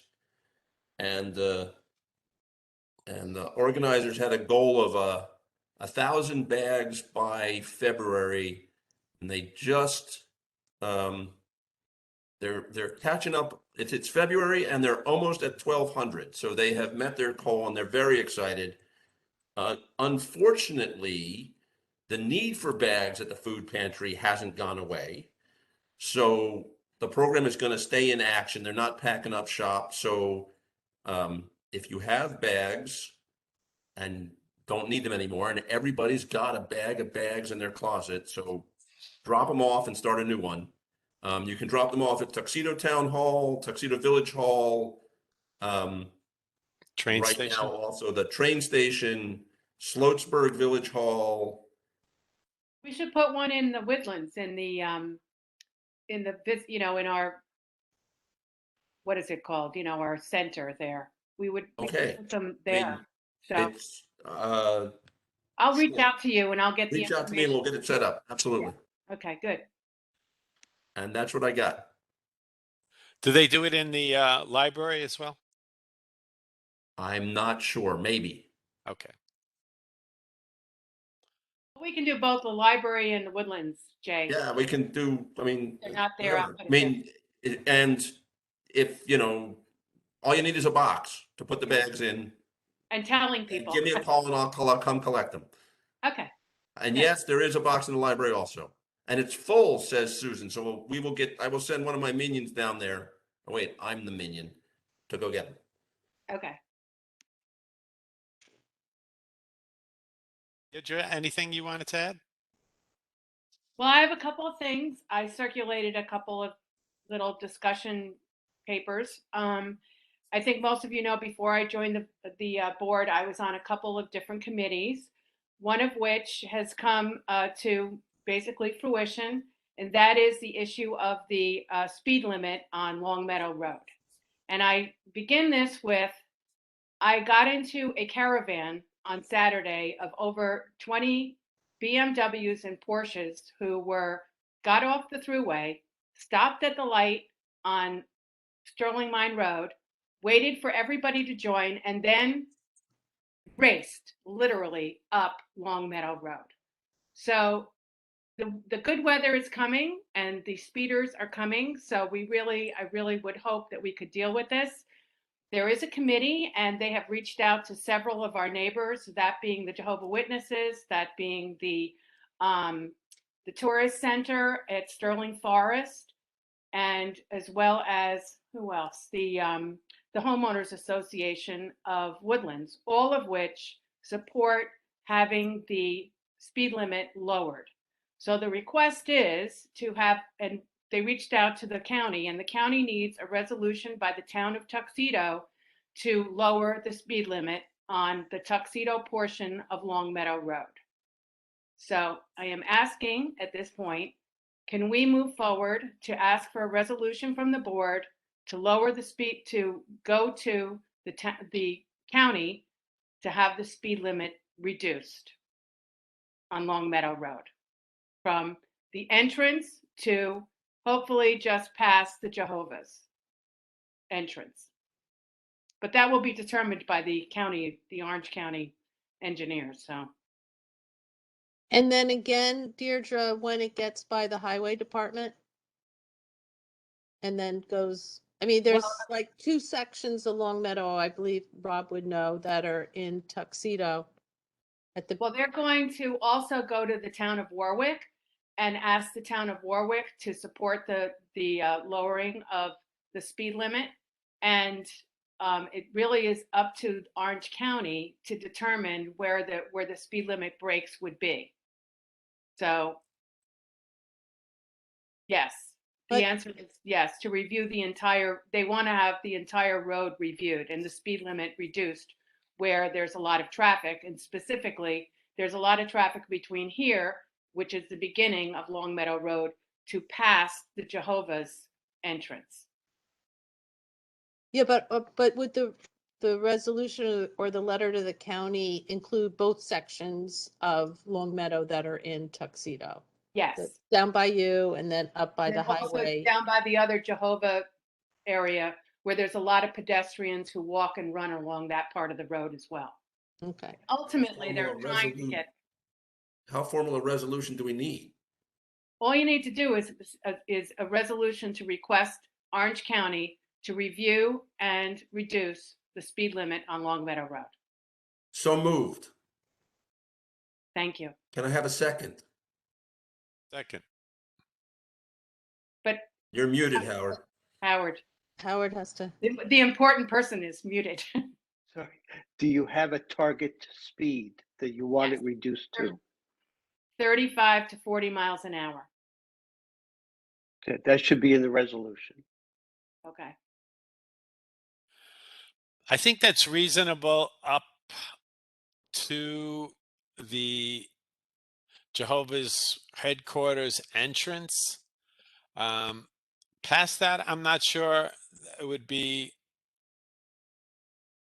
followed, or I think the urgency is near the entrance to the Woodlands and certainly Eagle Valley Road, and possibly even up to the Jehovah's headquarters entrance. After that, up to 17A, I'm not sure. 40 isn't. Well, by the old International Paper building, there are Right. a lot of pedestrians around there. There's people live there. So there's a lot of people on bikes, and ultimately they want to get a designated bike path for that road, through that whole corridor. So, but that's the ultimate goal. But right now, the real goal is to get the people who are racing at 70 to 80 miles an hour to slow down. Well, I mean, aren't there a lot of anything at that pedestrians speed by is the- illegal anywhere. So, I know. mean, Well, to me, I'd love to see speed bumps put in, but But there are a lot of pedestrians at the visitor center also, because there's a paths, trails on both sides of the road. yeah. As Well- the weather gets good, the better too. There are a lot of bicycle riders that ride on that in the edges of all Long Meadow, and also Sterling Mine, but definitely Long Meadow. You see a lot of bike riders, and it's dangerous because people are going really fast and they're trying to swerve away from the bike riders. Yeah. Well, there was a real concern because the oversized trucks were going down Long Meadow Road, but I have not, and I go on Long Meadow Road 3 times a day, walking my dog, and I have not seen oversized trucks. So I do believe they've been, since the Sloatsburg construction has been finished, they are being rerouted either through Sloatsburg or on the thruway. So they're not going down Long Meadow Road any longer, which is a good thing. so Howard, it's been mentioned a couple of times. Don't know the veracity of the statement, but that because now we are a village of Tuxedo, but do we now have the authority to set a speed limit on the portion of county road that is in the town of Tuxedo? And I would also venture to say it's the portion that starts at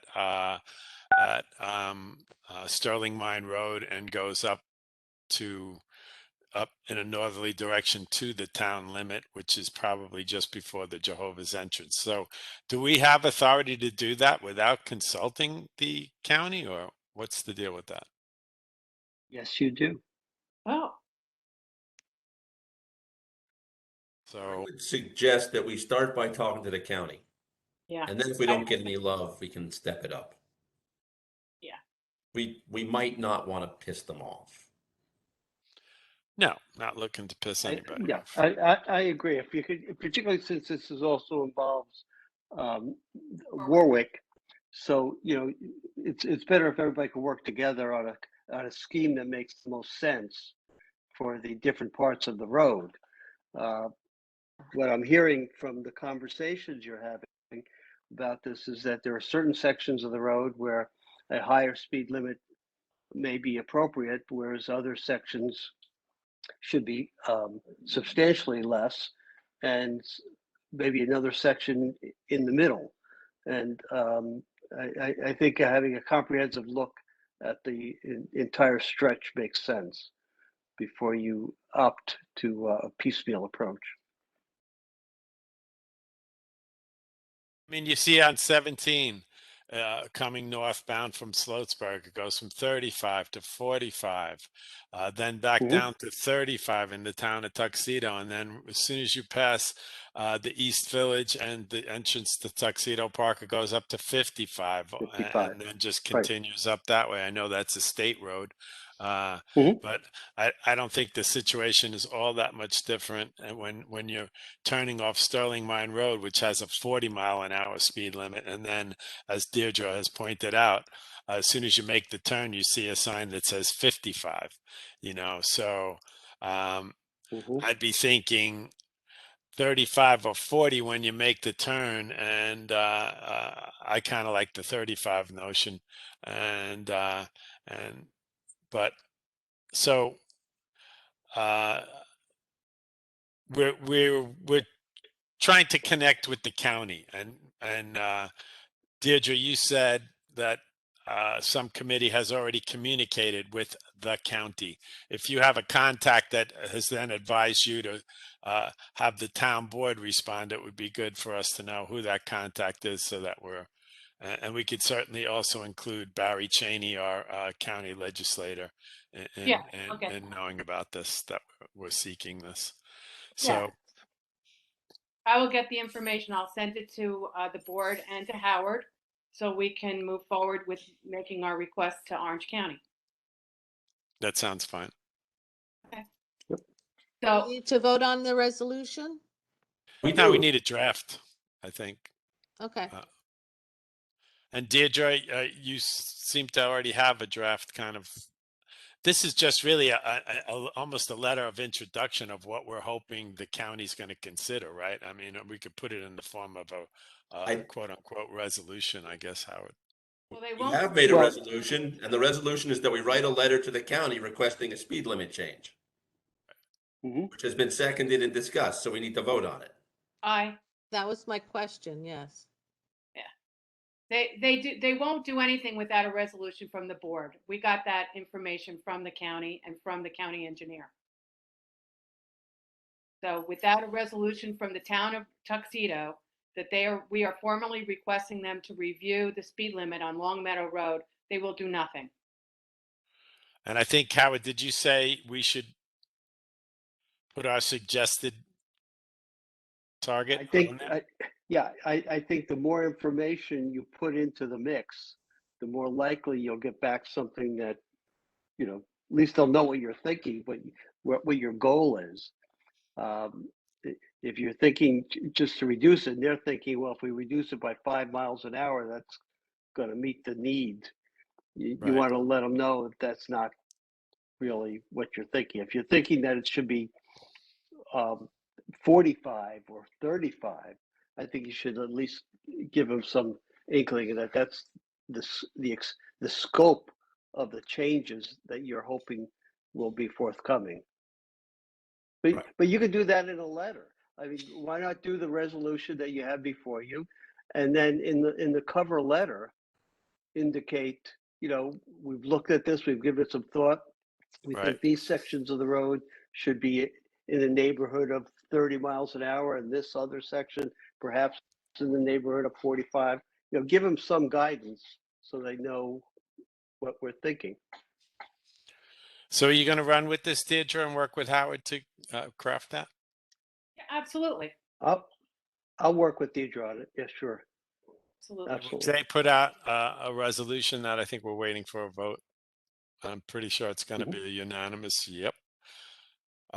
Jay, you can call your vote. It's your resolution. Okay, we can do it by show of hands, I believe. All in favor? Aye. Aye. Anyone opposed? The ayes have it, as they say. Thank you. The Woodlands thanks you. So my second project is the plein air event. The committee on that has come back to me, and they would like to move forward with a plein air event in October. They've targeted October, the weekend of October 7th. The reason for that is that it's a very popular month for a lot of plein air events that are going on within the Hudson Valley. It also would coincide with Tuxedo Fun Day. And so we would be able to sort of coordinate it all together into a Tuxedo weekend. I sent around the budget of what we spent last year. And I will point out we had a zero spend on the part of the town because of the donations of very generous people, as well as from money and services. And hopefully we'll be able to go back and get the same kind of participation, if not more, this year. I did speak to Brian in accounting in the town, and he recommended, which I'm going to do, is that for the administration portion of it, which seemed to be where we got bogged down the last time, if we were to go through the Chamber of Commerce with the same formula, we would be able to circumvent some of the administrative issues that we had with the accounting issues that the town has to be adhered to. So, for example, even though we may have made a little money, we can't carry that over or hold that in a budget or into an account within the town. However, if we were to make any money this time with the Chamber of Commerce, they would be able to hold that and be able to sponsor other events. So it does make sense for us to do that. But also, Michelle and I have met with the Orange County Department of Arts, and they are going to be giving us a proposal on also sponsoring events going forward so that we can support it on the town level, yet take the administration part out of the town's function. So we would be a supporting part, but not necessarily being the administrator. So with that said, I'd like to propose that we move forward with a tentative date of October, I think it's 5th through 8th for the plein air event. And what we would ask for in terms of support of the town would be the help of our recreational coordinator, Claire, and if necessary, the police department for security and for traffic, should that become necessary.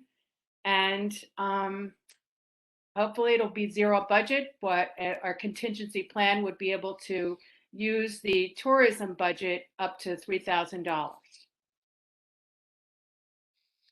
That's Columbus Day weekend. Correct. And so the event would be Friday night, and then Saturday the gallery would be open. The one request is that this year we have the door open to the gallery from the front, so that last year we couldn't do it because it was last minute and musicians had already been booked by the Farmers Market. Yeah. So, you know, that's another reason we want to get a jump on it so that we can make sure that we have all the things in place to move forward. But if you remember, we had over 200 people last year and it was a very successful event. And if we continue it, it sort of becomes a brand for Tuxedo, which is always good. Yeah, I think anybody who attended it would clearly say that was an extremely well organized and an enjoyable event. And I think the scope and size were really perfect. And the only thing I'd want to just work out is, and Howard could guide us on this, is, you know, any monies that might be perceived as being town monies being exchanged with another committee. I'm not sure how that would possibly work out, but it sounded like you were talking about police and our rec coordinator. Those aren't any, those are just kind of like in-kind services that the town would be just doing anyway. So there's really no transfer of anything. So I don't see that as any problem, but that's why we have a town attorney to guide us in Could the the right direction. town be a sponsor with the tourism money? Because it's not taxpayer money. It was given to us by the county. Is there an issue with that, Howard? It depends on the strings that were attached to that money. We just want to double check that. Okay. Well, it's time to ask for another grant anyway, so Yeah. we'll write it Well, up. we are going to pursue trying to get the same grant that we did last year, which was through the library. And the library did have very, you know, distinct lines in terms of what we could spend it on. So that's what we spent it on. And a lot of it we can repeat that spend, such as signage and things like that, logo design, things like that. We already spent that. So that no longer will be an expense for us. I'm looking forward to it. So do we need to take a vote on anything at this point? I think we just calendared the October 7th, 8th weekend, 9th, and getting that on the town calendar so that we're not in conflict with other events like, you know, the Family Fun Day. I think we are even going to consider when that's best to be, just because it has been at a certain time of year. That doesn't mean it has to continue that way. So, Well, we were thinking it would be okay if it were on the Saturday because the reception's on Friday night at the train station. And then the farmer's market's open. So the gallery would be open on Saturday when the farmer's market's open. So there'd be just different things happening the same time on the weekend would be good. But the main event is Friday night. Correct. The reception. do not forget our friends at the Ren Fair. That's always a big thing with the cops, you know, so. That's true. If you're looking for any police support, they're going to be busy. I think that runs through, I'm not sure what the last weekend of the Ren Fair was. Let me see.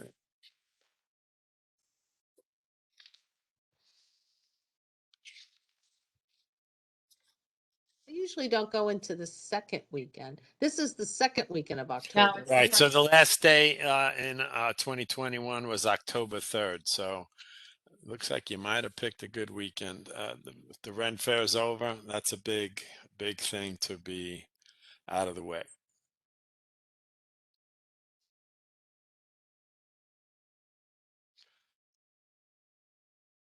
So I think you have town board support, Deirdre, for that weekend. And Okay, great, because I'll get started working on it.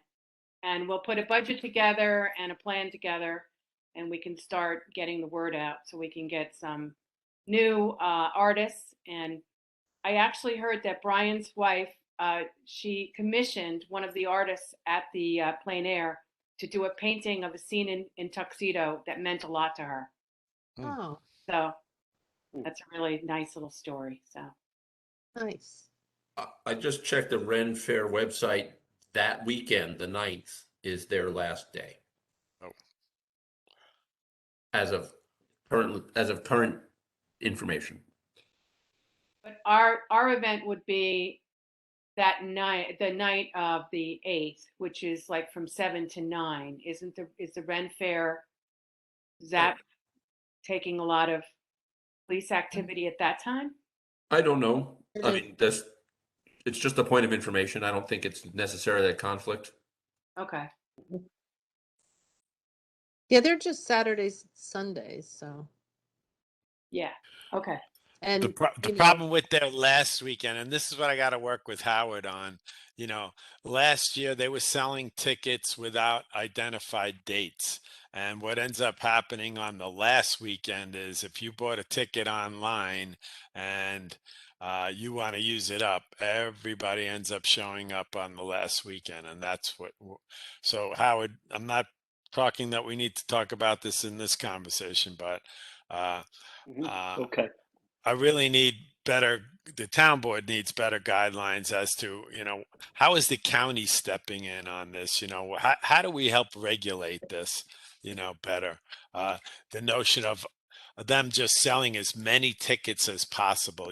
How do we put a gate count that for any given day they can't sell more than X amount of tickets? That's something I'd want to be looking into it sooner rather than later, because it's time to reach out to them. As Jay just pointed out, they're already putting stuff on their website about what their season's going to be.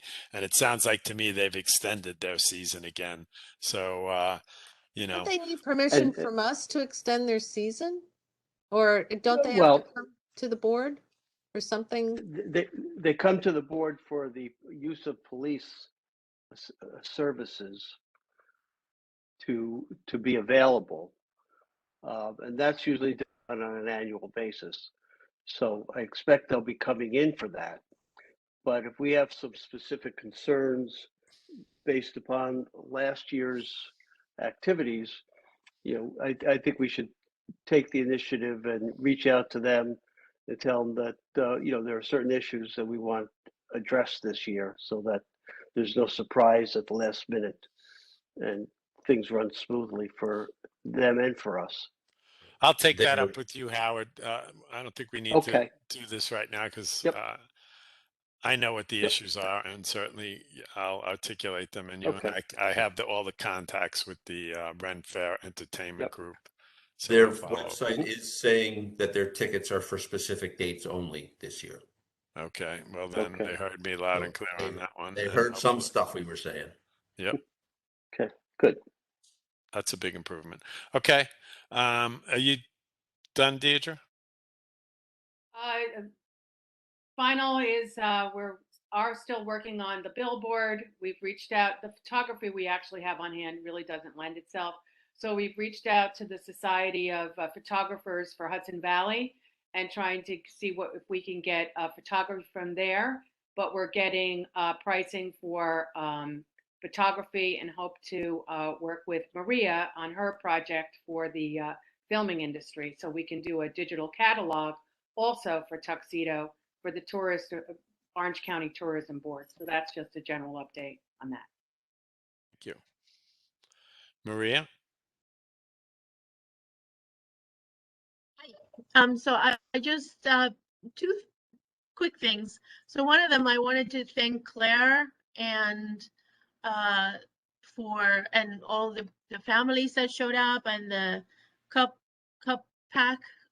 Scout Pack 2146 for a very successful bonfire. It was really fun. It was huge. You know, as the evening went on, we got more and more people. I want to thank the firefighters and the emergency people that were there, and it was a really fun evening. So good job, Claire. And the other thing is that we have so I've been thinking about this for a while, that we have a dog park in the Powerhouse Park. And I was looking for, you know, maybe organizations that can grant money to do some upgrading. The biggest issue with the dog park is the fact that there's a lot of ticks. If you take your dog there, it'll come back in with like tons of ticks. So I think something that I need to you know, talk to you about, and perhaps talk to Dahlbaum about, Bob Dahlbaum about, is taking care of that so that more people will use the park. It's beautiful. It's in Powerhouse Park. It's a big park. So I found this organization called Bark for Your Park. They are sponsored by PetSafe, and what they do is they give grants to towns. I think for small town, like the last year, Hudson, New York got one, and any kind of you know, small upgrades that you want to do to your dog park, you can give them a proposal, and then they give you the money. I mean, it's not a lot of money. I think it's $5,000 for already existing parks, but it'll be fun. The people in town vote for the park. You have like a certain time to vote, and when it gets closer, we will, you know, we can discuss it in more detail, but it's, you know, I think that it would be, we have a dog park that doesn't get used a lot. So I think that perhaps looking to some small upgrades to make it more, you know, pleasant for dog and owners would be good. You mentioned the tick problem. Maybe we would just consider getting treatment to remediate the tick infestation. I talked to someone who's also a pet parent in Tuxedo Park, and she said that she and her husband have a company. The problem is that some of the things that you put on the ground for tick killing is dangerous for dogs, particularly for small dogs. So she said that she and her husband had an organic company that, you know, does it with, you know, like things that aren't toxic. So we can, you know, I told her that I wanted to get more information and maybe, you know, give that information to Bob Dahlbaum and see if that would be something that we could do. Definitely. Okay. Got to be careful. There's those. Sorry, go ahead. Okay, we use Mosquito Joe, and they have an organic botanical oil that they use. If you want to reach out to them, they're local. Yeah, I think that's the one. That was the company that she mentioned. Yeah. Yes, Jay? You've got to be careful. There's no such thing as a pesticide that only kills bad bugs. So pollinator meadows and tick eradication zones don't belong next to each other or in close proximity. Yeah, that's true. So read the small print. Well, I think, yeah. But if people aren't bringing their dogs, because literally I've done it, you come back and there's like 10 ticks on your dog. So we have to do something about it. But I think that if we can do it with, you know, there are certain oils and things like that that you can use that is not, that's not harmful. to the environment or the dogs. So, but anyway, so that was my Thank you. update. I think we went around the horn. Next is the resolution accepting the minutes. I saw that board members commented to Marissa. I didn't see that there were any edits or additions. So I'm going to make a motion to accept the minutes of the regular bi-monthly town board meeting held on January 24th. Do I have a second? Second. Seconded by Deirdre. Any additions or edits you want to make known to Marissa? Okay. I'll consider the discussion closed. All in favor of approving those minutes, say aye. Aye. All right. Aye. Nobody opposed. Okay, that's done. Vouchers, I'll make a motion, ask for a second, that the following vouchers having been audited by the town board are hereby approved for payment. Claim number 201-291-9601 through 201-291-9683. Do I have a second on that?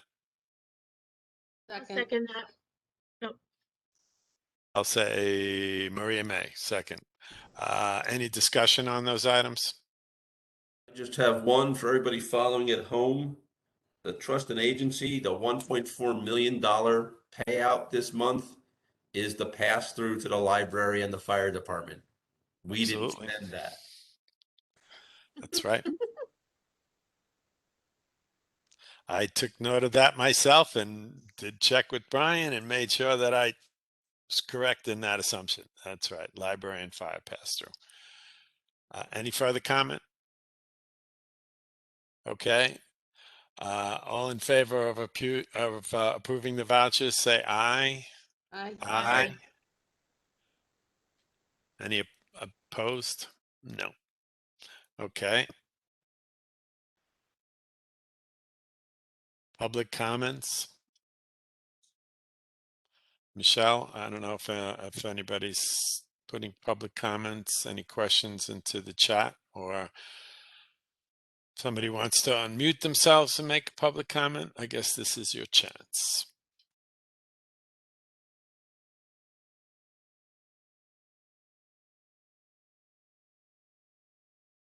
Well, there are comments. You want me to read them? Let's see. La la la la la. When is the speed radar coming back to Route 17? Where is it now? I think, Ken, you might have that answer. I think you muted yourself. Michelle, I can answer that, Michelle. Oh, okay, It's, great. We took it off the highways for the winter plowing months so that it's not damaged or destroyed with the plowing operations. So as soon as the spring breaks, the weather gets to the point where we don't have to worry about snow, we will put it back up. Ah, very good answer. Very logical. Okay. Thank you, Rob. Question You're about police. Are they ticketing speeders on Long Meadow Road? I don't know can town police ticket on a county road? Yes. Or, I mean, they can, okay. Maybe that's something we could bring up when you said you were gonna talk to Lieutenant Norton. Let him know. Yep. People are asking about Long Meadow Road. I think that's it. If I missed anything, please put it again in the chat. Or unmute yourself.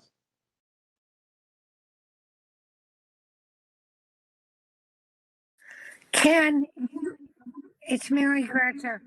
Just Mary. hoping you'll send me your report via email. Will do. Absolutely, Mary. Do that right now. Thank you. You're welcome.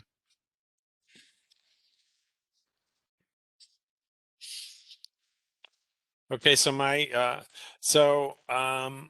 just the follow-up action items. I think, sorry. I'm going to forward to Howard the proposals that we got for the tennis courts, and I'll be following up with Lieutenant Norton about traffic enforcement. I've had several successful meetings with the lieutenant, and the reports on the enforcement efforts have been greatly enhanced. So certainly we're moving in the right direction with our enforcement efforts, and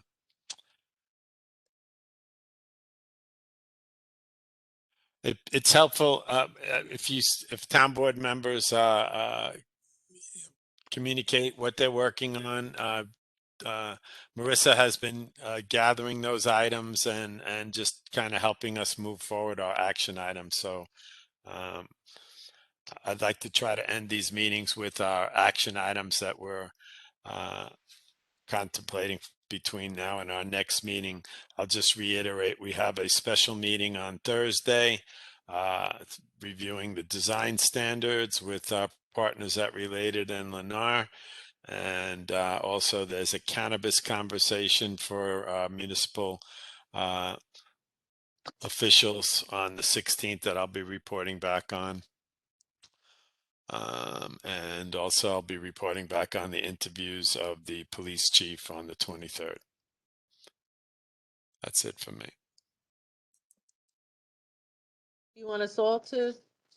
Yeah, say I think it's helpful, you know, just to kind Well, of state what we're working on for the next time.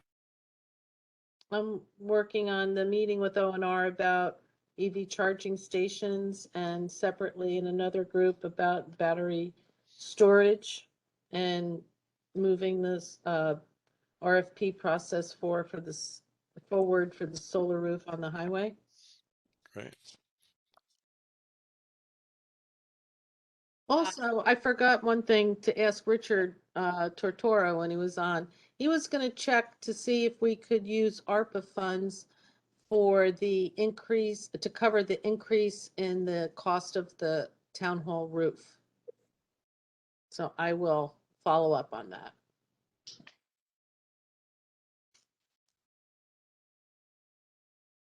My turn? I'll go. Sure.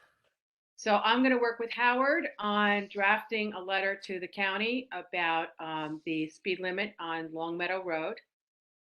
I will, at the next meeting, I will present a proposed budget for the plein air event, and I will have some feedback on the administrative issues and how we can possibly solve them for the next one, for the one we're slated for October.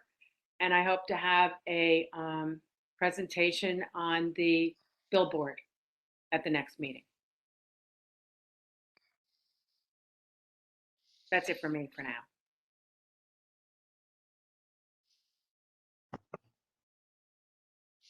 Do you want to go next, Maria, or you want me to? I don't think, I mean, the tick thing is something that we have to wait a little bit for the weather. And you know, I'm going to try to go to the ARPA meetings and just try to follow up with that. Make sure that, you know, that we are doing everything by the book. And now that's it. You can go. Okay. Well, in all the spare time left from all the other meetings that were assigned this week, I'm gonna be working. I'm gonna pick back up with Sean and Howard on the sewer law, because obviously that is something we have to finish, and circle back on some stuff that Deirdre and I have been working on with some issues with the way the parking is set up at the town lots. And I have a double secret project that I'm not ready to talk about yet, but in the next couple of meetings, I'll be broaching it. So, Excellent. Back.